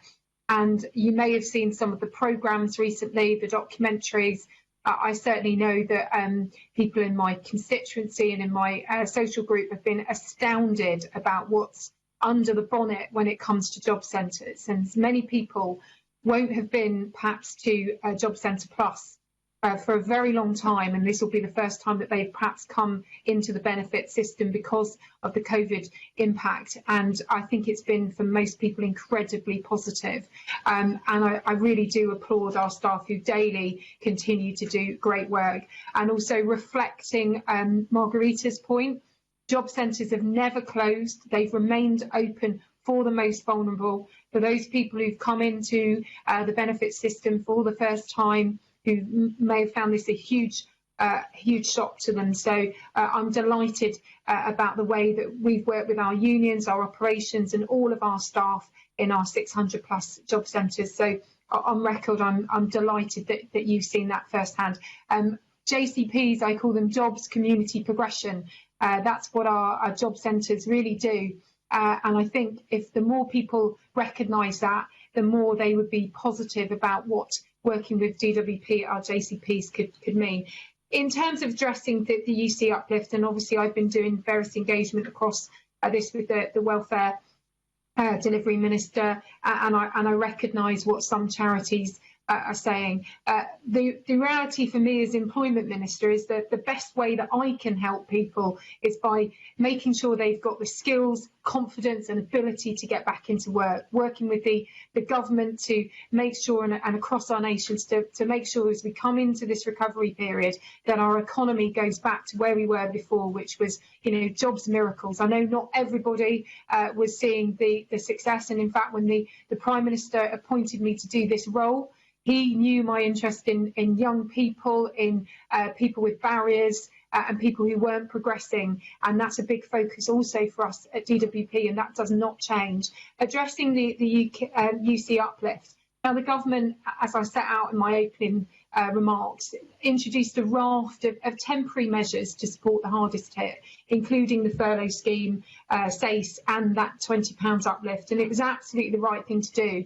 And if I turn my attention to universal credit and what we managed to do as a department, I think the Secretary of State has talked about it in the kind of Wallace and Gromit way. We were having to build the train track as the numbers kept coming, and universal credit standing up in order to be able to support people was absolutely fantastic. If you can imagine those people with their rent agreements, with their employment details, queuing around the block to go and get on universal credit and get support, that would have been completely impossible. So the Chancellor has confirmed that the uplift remains till March. I think it's right that we wait for more clarity, look at that national economic picture, the social picture, and look at the whole way that we continue to support low-income families going forward. And that uplift is just one part of that, alongside our £30 billion plan for jobs. Minister, can I just check? Perhaps this was my fault for not being focused enough. I get that this might not be your decision to make, and the government's keeping it under review. I mean, I think it's the right thing to do to make it permanent. But taking £80 a month out of a household income when that household is trying to get back into employment might be counterproductive. If you have to concentrate in budgeting to get food on the table and pay the bills and to make ends meet, it might actually undermine your ability or focus to get back into employment, because you're dealing with the day-to-day reality of being on such a low income and living in poverty. And it also might start to erode a little bit of the relationship that we spoke about in relation between DWP and those struggling to get back into employment. So as Minister for Employment, are you not worried it not only sends out the wrong message to those on UC to £20 a week, £80 a month off of the poorest families in Scotland and across the UK, but it might actually erode their ability to get back into employment as well? Yeah, and I recognise your point, absolutely, but I also want to tell people listening or engaging here that the UC uplift is part of the package of support, whether it's Kickstart, job finding support, JET, but also our flexible support fund, what we're doing with our youth hubs in terms of bringing the opportunities around traineeships, apprenticeships, all of that together, working with our local economy, with every job centre having its own local recovery plan. These are additional ways that we can help people back into work and support them. So I recognise UC and what you described as one of those tenements.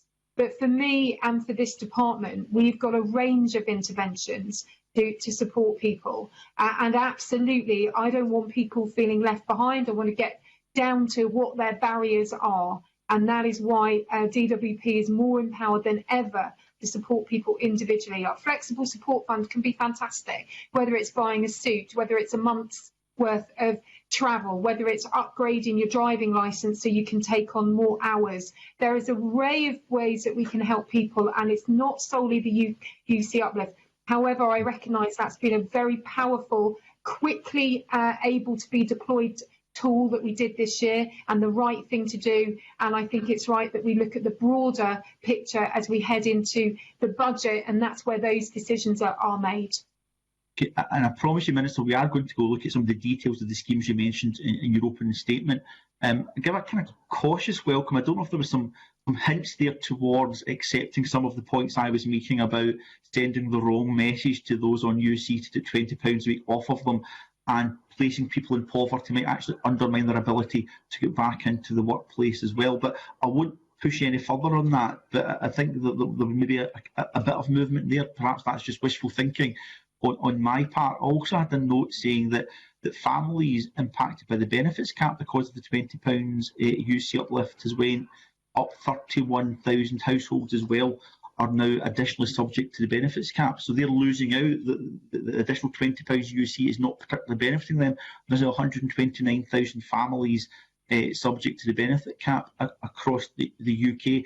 I suppose my final question, and I'll take Keith Brown after this, my final question is in relation to that. Do you feel that those who have been on the benefit system for quite some time who are now competing with much more skilled people who have recently been made unemployed and now might become furthest away from the labour market, that those individuals might be in need of additional support. So I get it that the UK government is looking at trying to get people newly unemployed back into the labour market as quickly as possible, but those who were already struggling to get into the labour market and were becoming long-term unemployed, are they at particular risk of being lost for the next 2, 3, 4, 5 years or even longer if we don't specifically find a way of supporting them? Well, firstly, the benefit cap, and I recognise some people will be brought into that, but many people will have that 9-month grace period. And if you are earning £604 a month, then you're not affected. And I must point out, people with additional vulnerabilities get additional benefits such as disability or carer benefits. And just remind people that the cap comes in at 24,000 around that for gross earnings, and London earning around 28,000. So it's a balance here between taxpayers and those needing support, and we absolutely need to find that support. And for me, I've been spending a number of months about exactly what you describe, and you know, it's a difficult challenge. How do you make sure that you don't leave those people who had the challenges before behind further, and how do you make sure that you quickly pivot people back into employment where possible, so that we can continue to focus on those most in need and with most vulnerabilities. So the way that we are doing that is the various interventions with Plan for Jobs, with job finding support, with JETS, with our Fuller Working Lives agenda, with Kickstart. And a classic example is Kickstart, because that is making sure that for 6 months young people do not get left behind, and we know that scarring effect on young people. But on that wider point about the people with barriers, there is an opportunity here with some of the structural challenges that we've had in the labour market to try and fix these and make sure those people with the additional barriers are not left further behind. I know when I visited Forres Job Centre, and it struck me as a fantastic intervention that our local job centre have been doing. They were working with people who'd been out of work some time after a large tyre company had closed, who'd been doing quite physical and outside work, and actually set up a care academy for people who then could go into support people with one-to-one support or moving into the care industry, and actually many of them were men. And taking someone with a disablement to the football was a joy for everybody concerned, and a completely different work experience. And I think this is what we need to do, is really open up opportunities, give people the confidence, deal with those barriers, and that's what our job centres are fantastically good at. And my role since coming into this department has been absolutely to empower and support and understand those individual needs. There are sectors that need people, and we need to give people the skills and the ability and the confidence to take those roles up. Okay, let's look at some of those specific initiatives the UK government is bringing forward, and we'll move the questioning on. Keith Brown, MSP.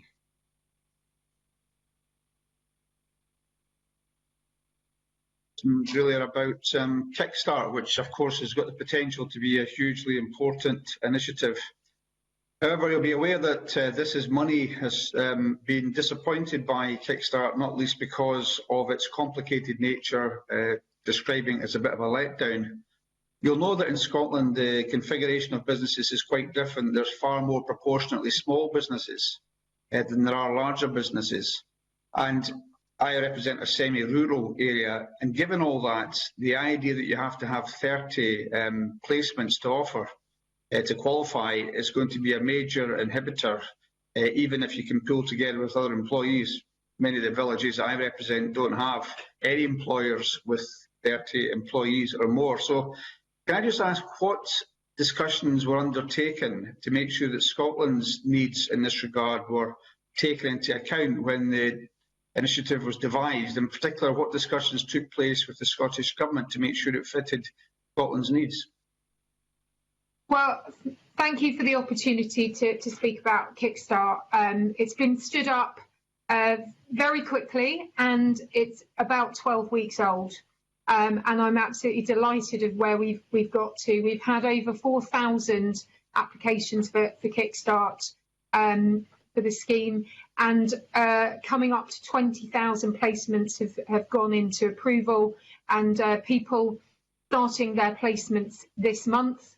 I would like to remind anyone listening and who's keen to get a Kickstarter as part of their business, you can apply for someone to be part of your organisation through to December next year.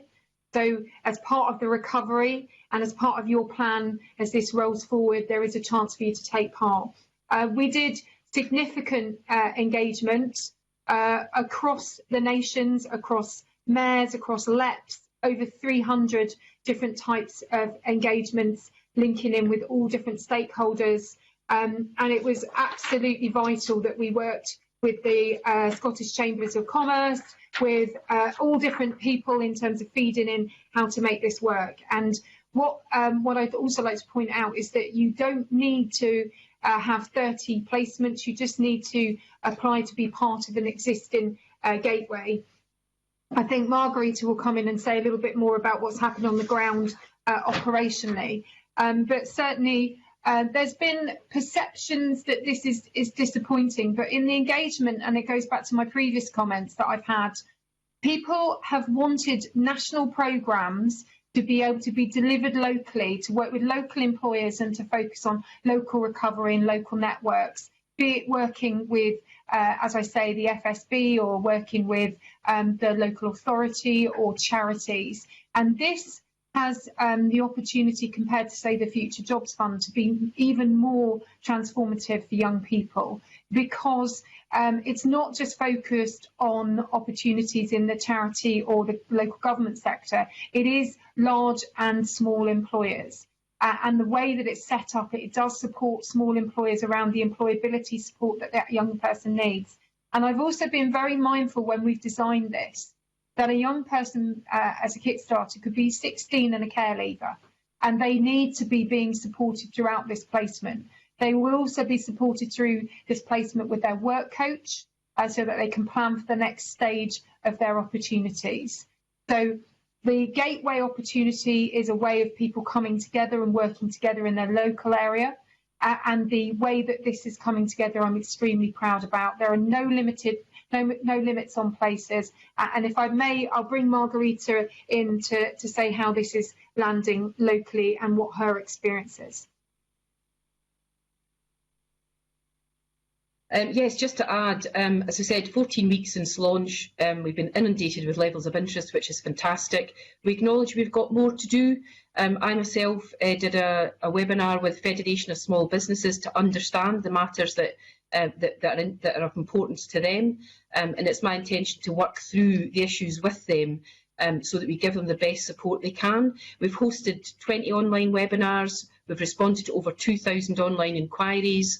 We've introduced district support surgeries for employers and gateways organisations. We've now got dedicated people across our job centre network as district Kickstart leads and experts, and that's to give help and support both to people interested in the scheme, but also, and very importantly, the employers. And our gateway organisations, we're talking to them on a weekly basis, discuss how we can gather those 30 applications together, use best practice that we're getting across employers to make sure that we give the best information so that we get those started as jobs.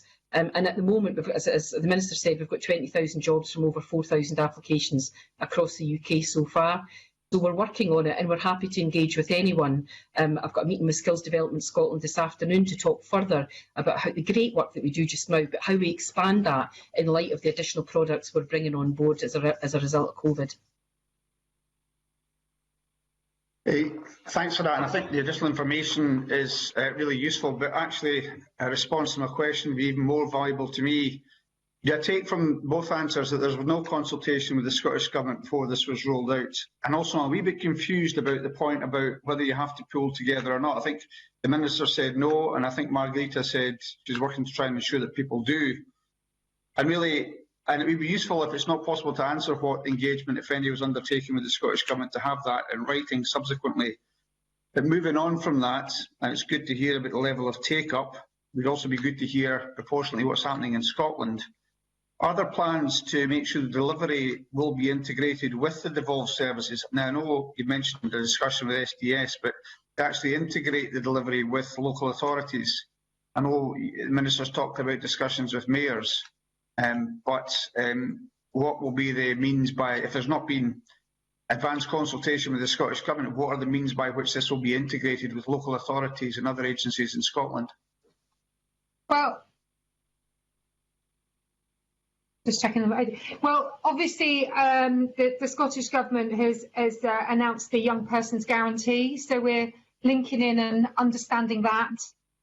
This is a reserved matter in terms of Kickstart, but absolutely, as Margarita said, linking with local employers, and as I said earlier, regarding local authorities and all the links that we do on the ground in our job centres, this is where things are absolutely manifested. So, yes, so Margarita is right and I am right on the Kickstart 30 placements. So you can put forward for one person, and as Margarita says, there's local representatives and engagement to help you through JCPs to develop that and link into the existing gateways. So, for example, we've got, I think in Renfrewshire, I think the council there is a particular gateway. There are certain gateways that local authorities are leading, or Scottish Chambers of Commerce. So we will partner you through the link through the JCP and our local networks with the right partner to work with on the gateway. If we think about it, in order to get 20,000 plus jobs, and it's growing daily, so we can continue to update with the numbers. And Jonathan will come in and say slightly more on the policy and the gateway side of it. In order to get that heft of jobs coming through quickly, and also to balance the needs of local economies, linking into local employers, and also to be able to manage this on top of the day-to-day operations of DWP, we had to take a view of how to set this up. But there's also the way in that Margarita described through your local links to JCPs and existing links there, whether, as she mentioned, Skills Scotland, etc. So I feel that there are lots of ways into this. We are continuing to learn and understand this as we develop this. We stood it up in a certain way. It doesn't mean we're fully wedded to it. But I will let Jonathan come in now, if I may. Thank you. On the gateways point, as the Minister says, we have asked employers who want to bid for fewer than 30 posts to bid via gateway organisations. One of the reasons for doing that is that the experience of previous schemes in this area, like the Future Jobs Fund, is that gives an opportunity for organisations like local authorities or chambers of commerce or third sector organisations to help provide exactly the sort of join up between provision that Mr. Brown has described, and to integrate the use of Kickstart provisions in their wider economic planning.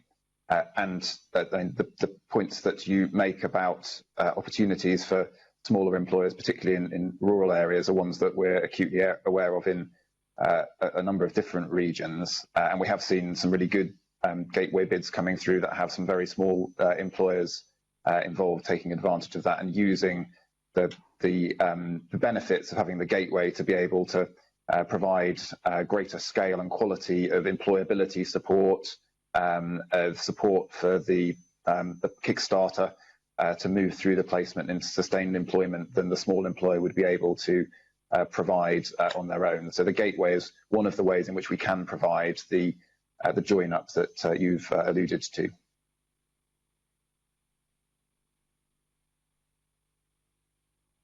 If I can make one last point, Convener, is that okay? Just a very quick point to say that I'm grateful for that. I just think that it's a very important initiative, and if we were to properly exploit the opportunities, you're going to have proper joined-up working, and it may be the first time it's happened for you guys, but we regularly see the Scottish Government just being cut out of these things. We're told by our colleagues, two governments working together, and why you would have discussions with mayors and so on around the country but not talk to the Scottish Government, unless you have done and you're not able to say what it is just now.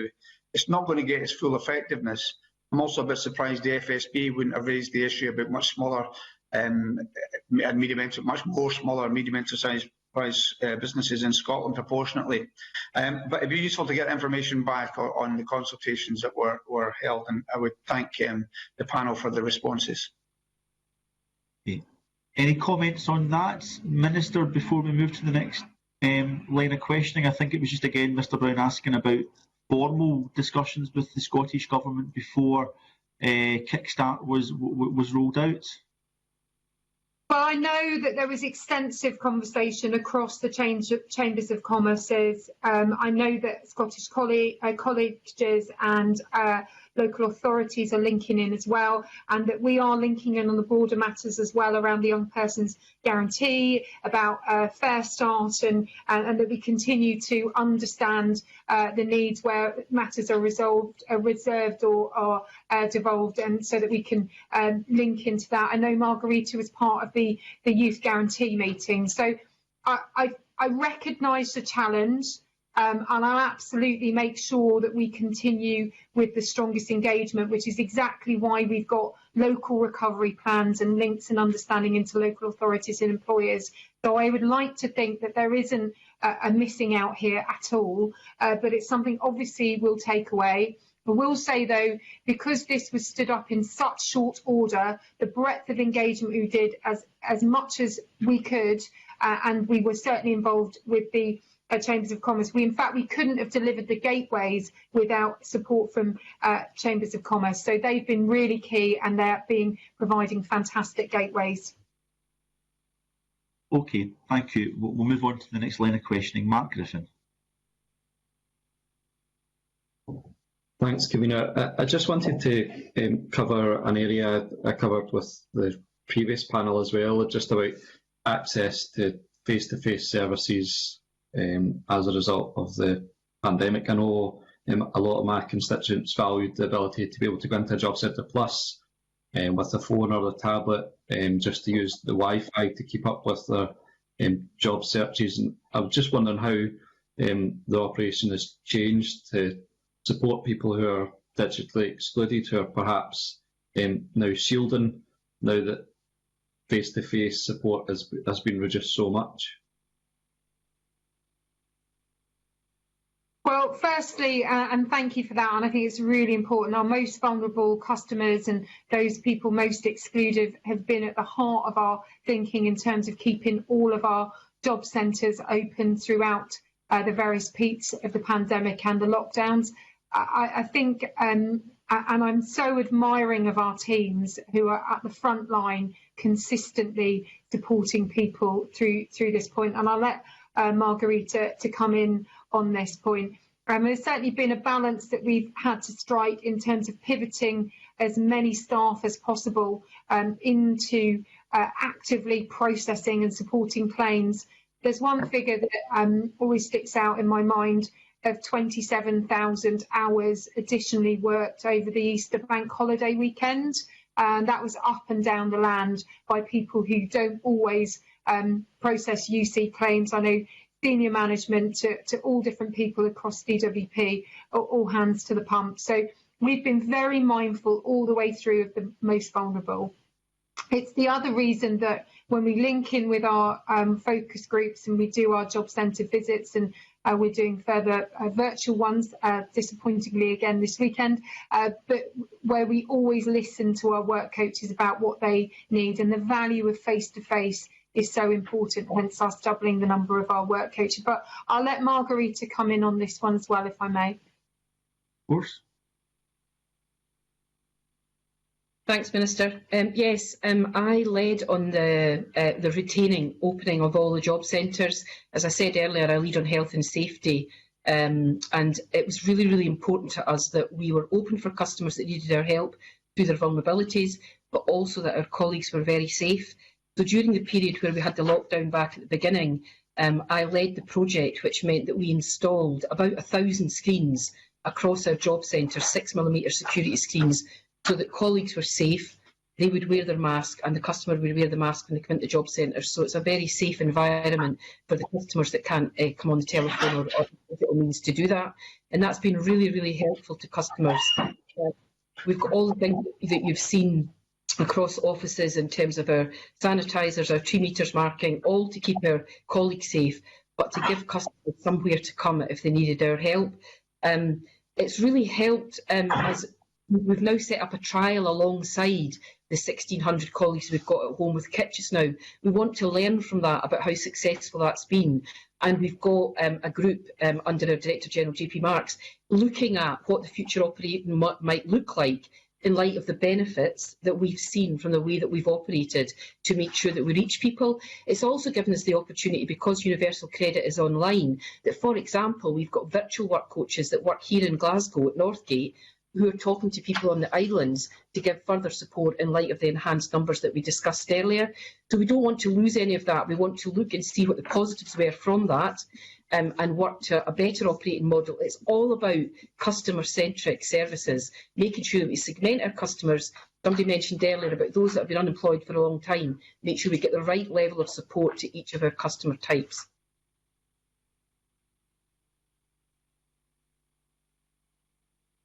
Thanks. The other question that I wanted to ask was, as part of the committee's work in the inquiry, we've done quite a bit of community outreach and spoken to people who've had direct experience of the system, a balance of those who are experiencing universal credit for the first time ever and those who have got a longer term experience. And we spoke to someone who was highly skilled graduate, previously had a highly paid job, who lost that through the pandemic, and they were very complimentary about their experience of universal credit, work coaches, and how respectfully they were treated.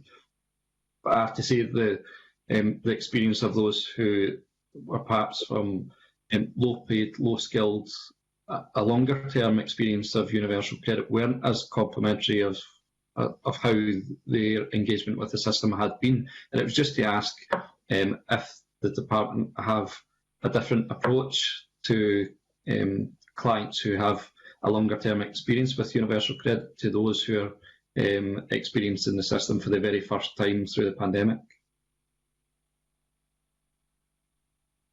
I'm happy to come in. It's very, very important to me that all of our customers are given a fantastic service. We carry a lot of capability training throughout the year to make sure that we provide an empathetic and professional service to anyone who needs help from us.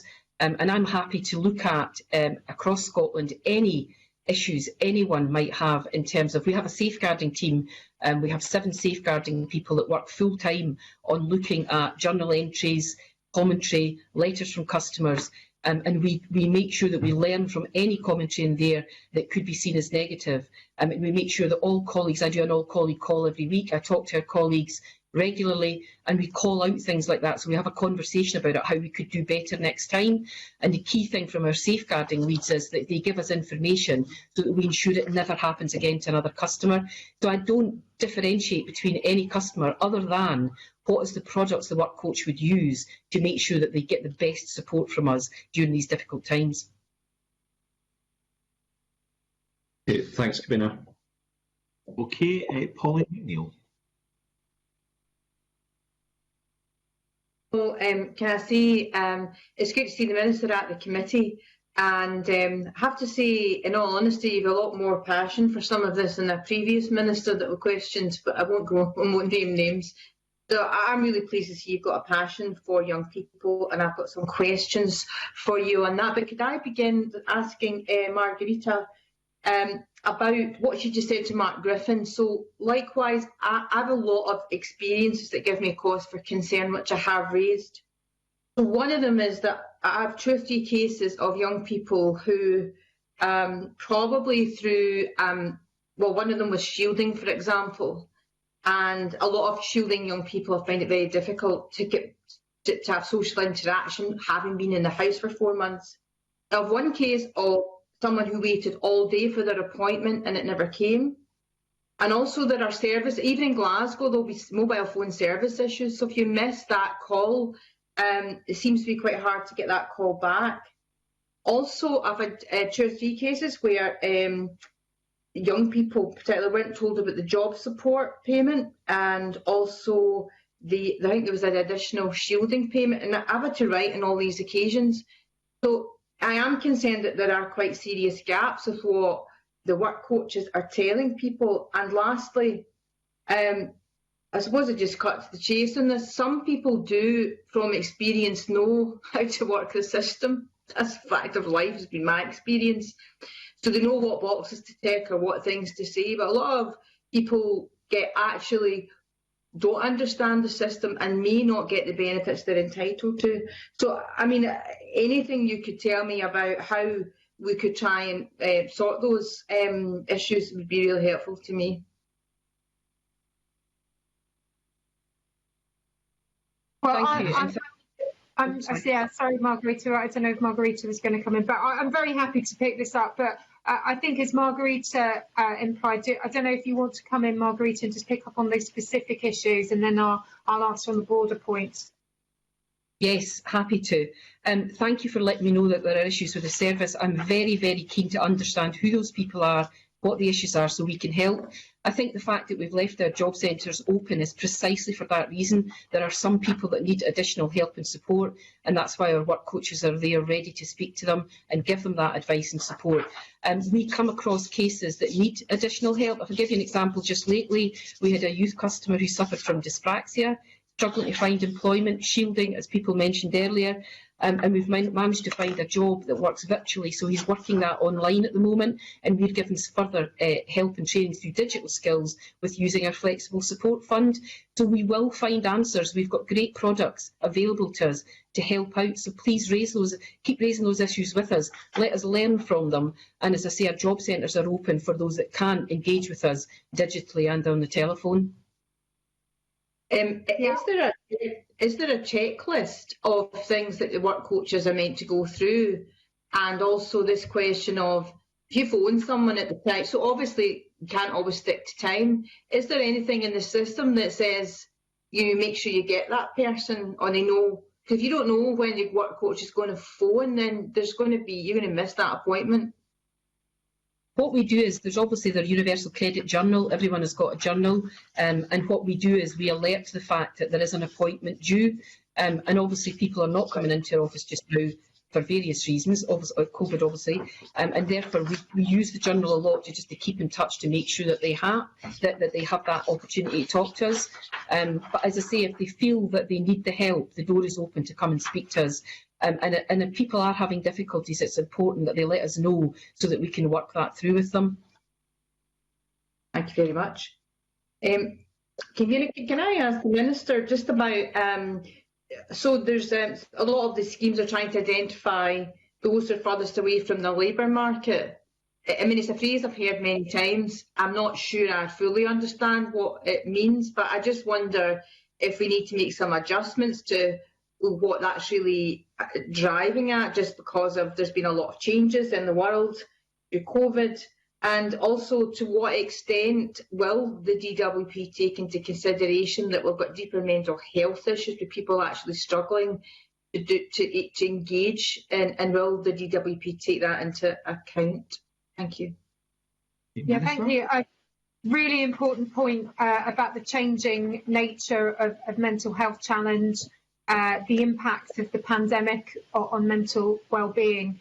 And as the former loneliness minister, it was one thing that I was very clear about, is that actually we tend to think loneliness is related to isolation when you're older. And much of the surveys have shown that actually it's been younger people with less networks, less confidence, who've been more impacted by the pandemic, and that was certainly something that was starting to show through beforehand. And I know that the Minister for Disabled People is well aware about the change of what disability could be and is, and in the work that he's doing. I'm very happy that Margarita picks up those particular issues. As the issues come to me as the Minister to reply in terms of operationally at DWP, very rarely do I get anything substantial. In fact, despite all the challenges, the feedback's been really strong, and we're really happy to pick up those particular challenges that you identified, particularly around young people and isolation. One thing that I know through Kickstart is that one of our placements has been someone with a disability, one of our earliest placements using Access to Work, and that some of these places are home working and can be used for people with particular disabilities. We've got coming on board a multiplicity of youth hubs which will help our young people with that signposting and journey, and that's when you talk about the barriers. And you're right, you know, what does this mean? Is it your background? Is it your education? Is it your confidence? Is it your current experience? And so understanding what they are is absolutely vital, and that's why I was so keen, and I'm not going to deny this, I'm very passionate about my role, and particularly about supporting young people, and that's why really pulling together our youth offer was absolutely key. And actually it was some of the conversations in the visits that I had to the job centres across Scotland, where there is reserved and devolved matters, where there is different opportunities, and where also for employers it can be a real minefield about how to, you can want to be really inclusive as an employer, but you don't necessarily even know where to start. So for me, it's all about trying to make that easier. We've got our job help website that we set up, and also our employer help website, which has a lot of information and pulls together a lot of what DWP does.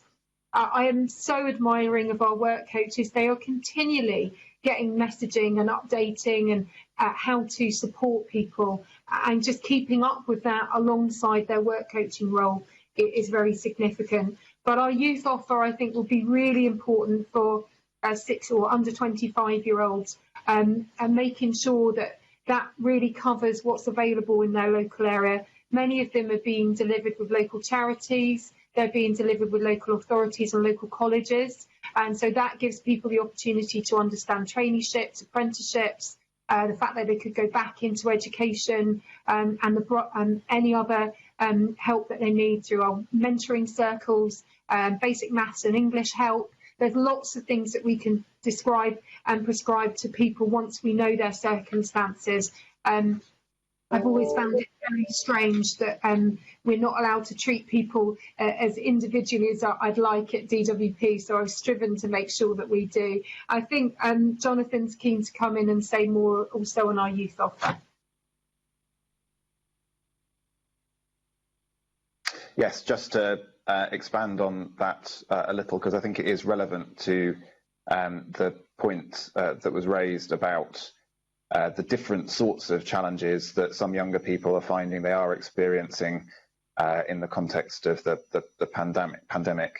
The core of the youth employment programme, of the role that we've established for youth employability coaches, is about being able to provide fuller, more individualised support for younger people, both in terms of having more time to invest with them up front in understanding their own situation, the barriers that they might be facing, whether they're to do with the sort of classic barriers to work in terms of experience or skills, or the sorts of barriers that we talked about a moment ago in relation to their own mental well-being or physical health or other things about their circumstances. Being able to signpost them to the great diversity of provision that is available from UK government, from Scottish government, from local government, from the third sector, and then to be able to stick with them and provide continuing support once they have transitioned into employment, because we know that, again, for lots of younger people who are making that step for the first time,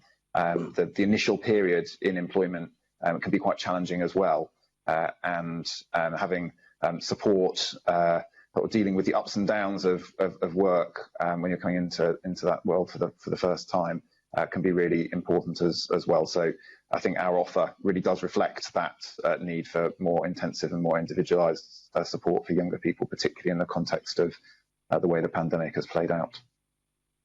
Thank you very much. Thank you, Pauline. Thank you, Mr. Mills. Can we move on now to Jeremy Balfour, MSP? Thank you very much for coming.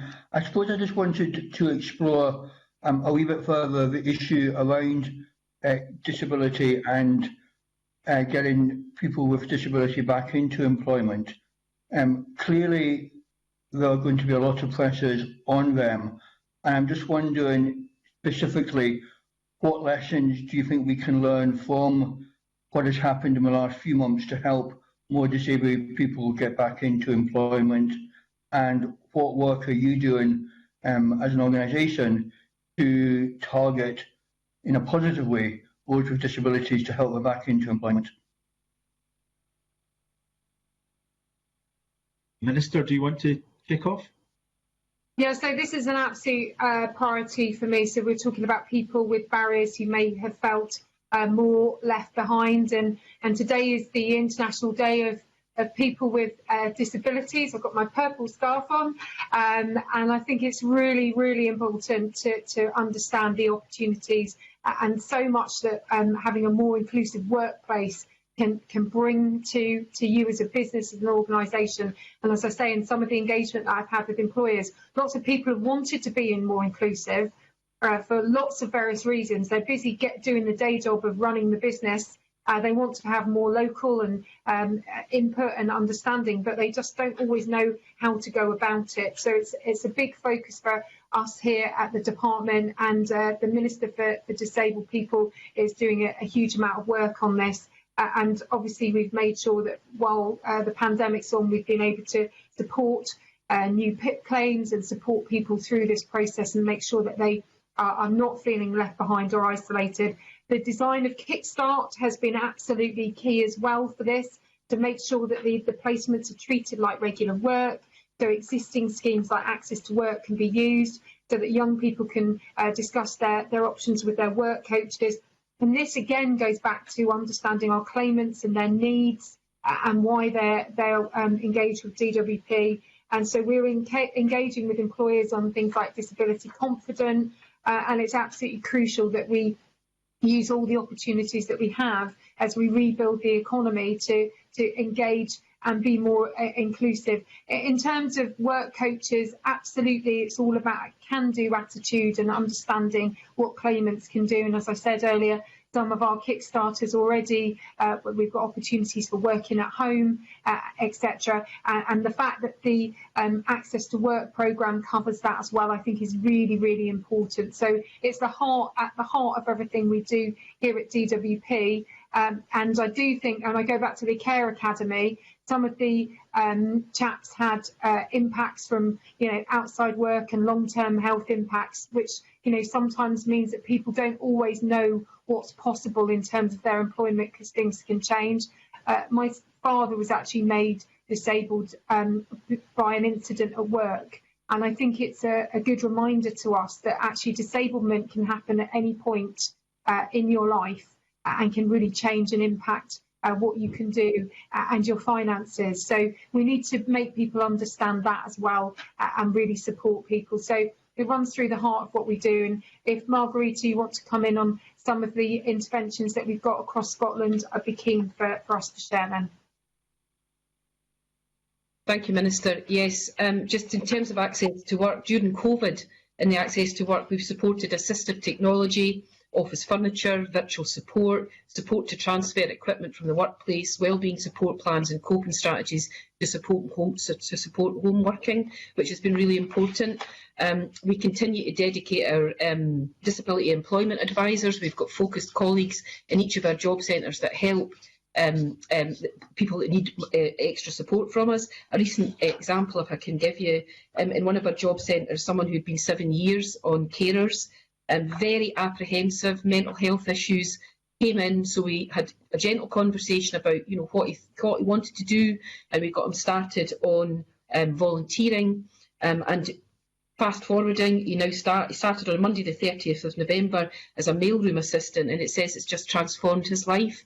And the employer that he's working for, we've been talking to them as an aside from the help we've been giving him to make sure those assistive matters were in place for him starting. So it's been a real success story. Unfortunately, we've got loads of those, and we're happy to share more.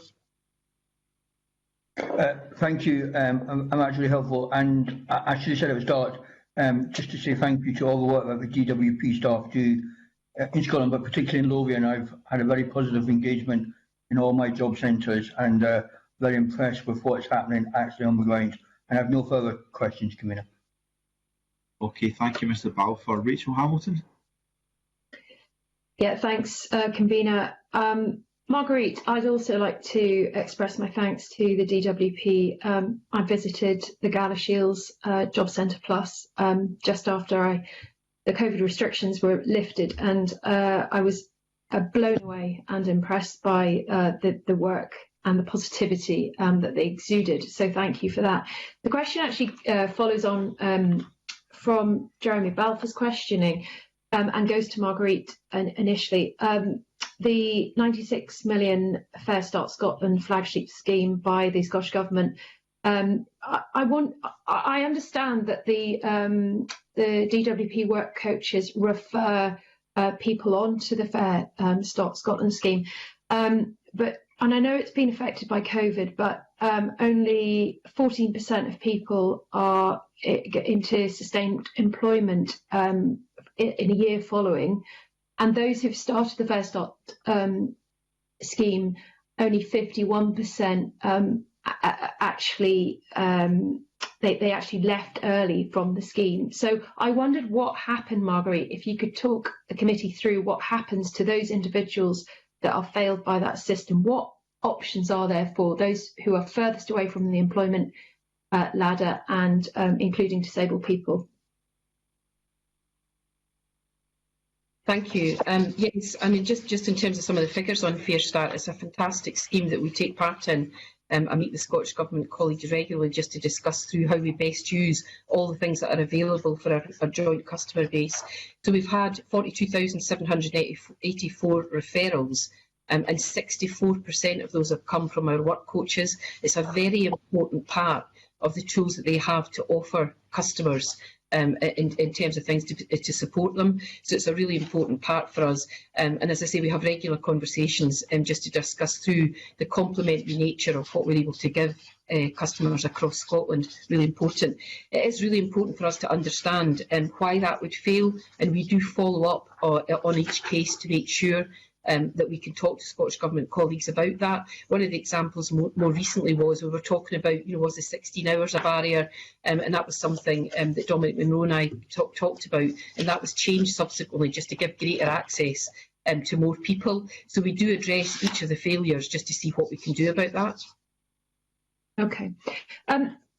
And a question for the Minister. The job search scheme, that the £40 million job finding initiative to support those who have been out of work for under, I think it's for less than 3 months. Can you tell us a little bit how that will segue into existing services that are run in Scotland? And how is it different from the current job finding service that is being offered right now? Well, thank you very much. So the job finding support service will help people who have been who've recently lost their job, and it will offer this additional digital service to provide tailored one-to-one support for those who've been unemployed fewer than 13 weeks to really help their chances of finding employment. Now, we've currently got some local contracts already up and running on that across Scotland, and Margarita can tell us more about that shortly, but we'll do a broader offer for Scotland beginning at the end of January. So we've been holding an open competition for a contract to deliver the contract across Great Britain to achieve more consistency as a whole and value for money. So previously we've been using the Flexible Support Fund to do this. So the Jobs Finding Support Scheme will be a minimum of 4 hours delivered across 20 working days, and it will be delivered through local contacts, the first portion of it. And as I say, the broader contract will come out later on and landing at the end of January. This is basically about across the piece expanding of employment support. Our plan for jobs has JETS, so people 6 months on who just need further and additional help. I think we heard earlier about the positive experience that some people new onto UC had coming in with DWP.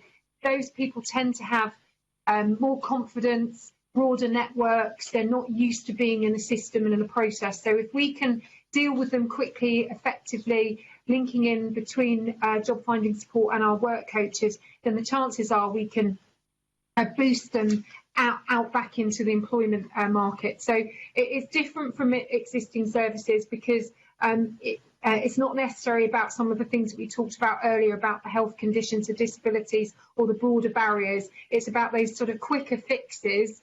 And quite often it's where we can use things like swaps as well. So there are people who just need a bit of understanding if one of their sectors is ground to a halt, what they can take into a new sector, for example, and just knowing how to package that and having the confidence to go for that.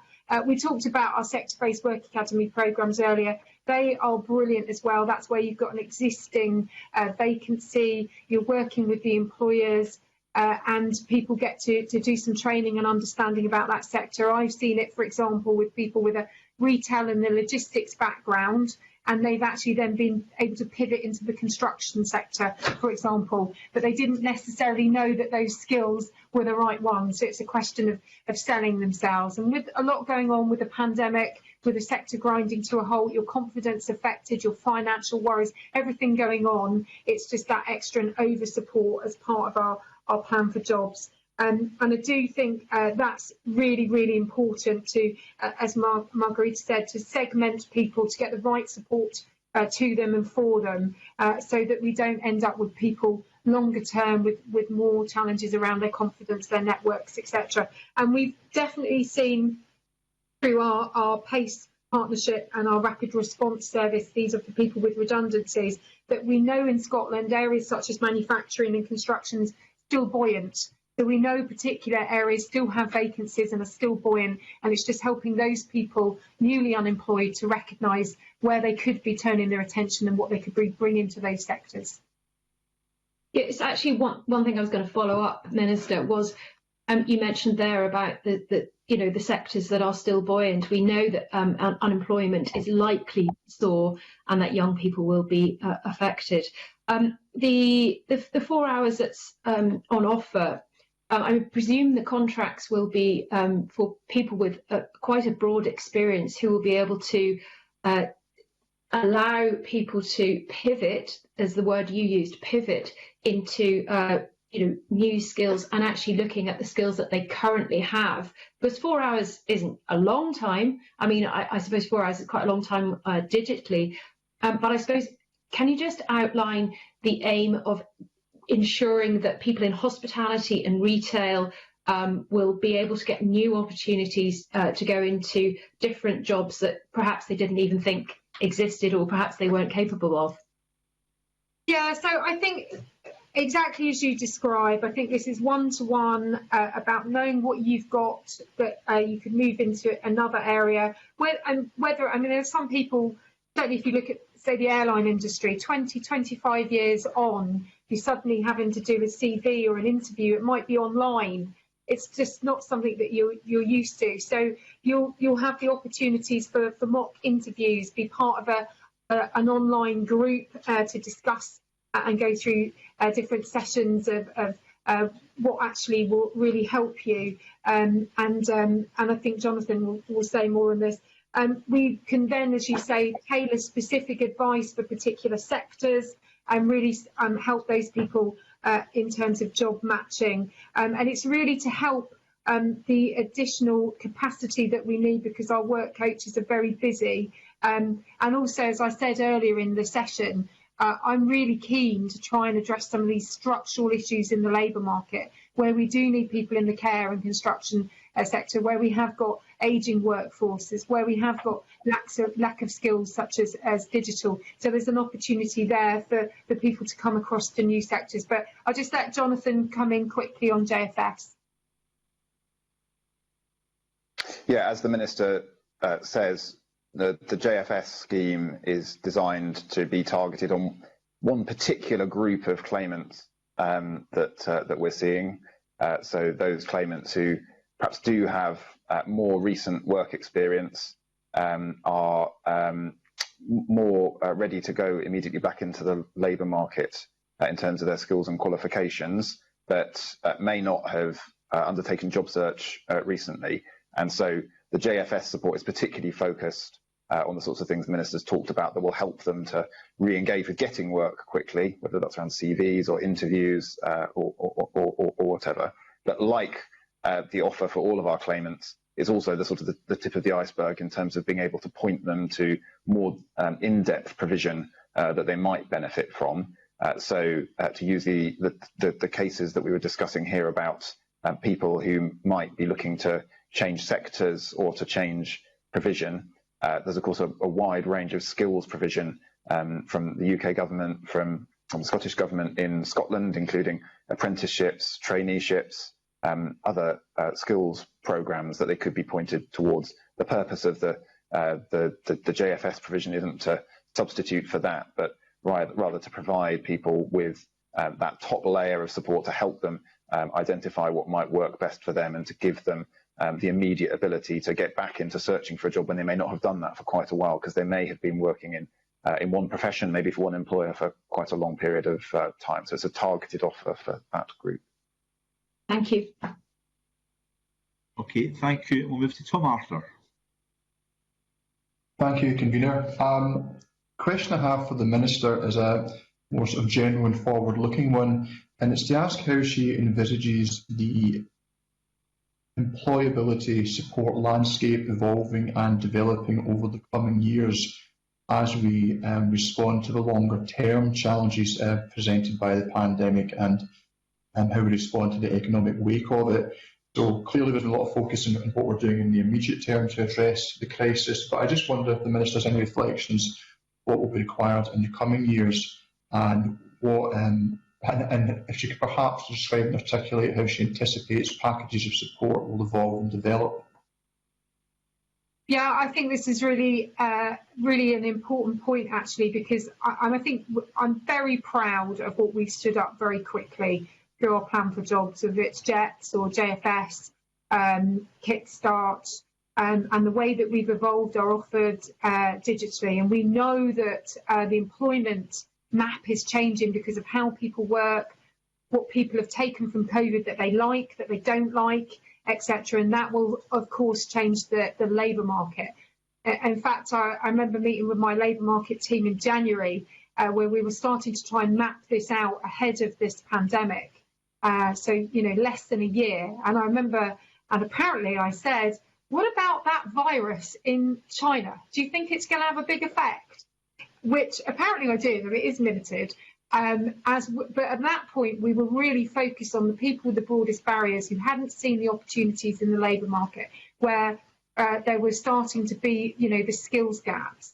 So for me, I think this is a very broad question. I'm sure Jonathan would be keen to jump in as well, because this is his meat and drink. I do think for me, the next priority for me I'm really focused on is at the over 50s, making sure certainly that those people living and working longer who may be in that bracket of doing something for 20 years, but now actually need to think about doing something different.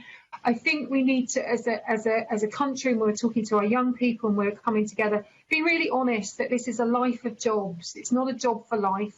That actually training, pivoting, being able to be more open-minded about employment in the way that we do in all other areas of our life will really benefit from. And actually that's what our employability support schemes will need to have.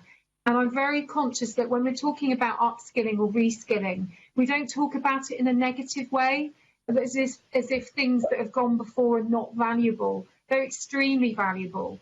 But actually there's a changing landscape in the workplace and there's a changing need. But I think certainly for Scotland and for communities, I think it's really important, and we're doing it at the moment with Job Centre Plus, is looking at our recovery plans, understanding our local employers, linking in with our colleges, really refining our links to education, really being clear about the opportunities that are there, and then how we make sure that people across their career know and understand these opportunities, because work can be so important and so fulfilling. So for me, all of this is really important in terms of the provision that we have. We know that digital skills are going to be key. We know that certain sectors remain Cinderella sectors. And one thing that we have seen is that many people value particular jobs and roles in a way that they've never done before, and that perhaps will make them more attractive at certain points in people's career.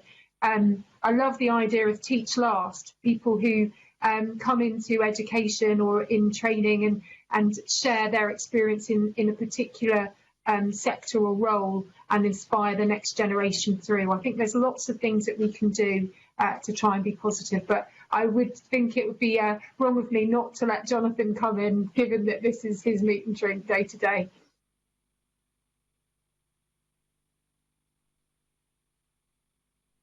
Thank you. Yes, I mean, this is a topic obviously that could we could talk for a very long time on, and I'm sure members of the committee will have seen lots of the commentary and analysis from external parties really trying to distinguish between the short-term effects of the pandemic on the economy and those longer-term structural changes that might be with us for longer. As the Minister says, we're seeing opportunities through the interventions that we've put in place now to help foster some of those opportunities for the future. And certainly in the Kickstart scheme, I've seen some great applications coming in the digital sector, in other sectors where that kind of science investment could really pay off for the future, and where there are opportunities to align our short-term interventions and the long-term shape of the economy, the government's priority around levelling up the national economy. We are absolutely seeking to do that.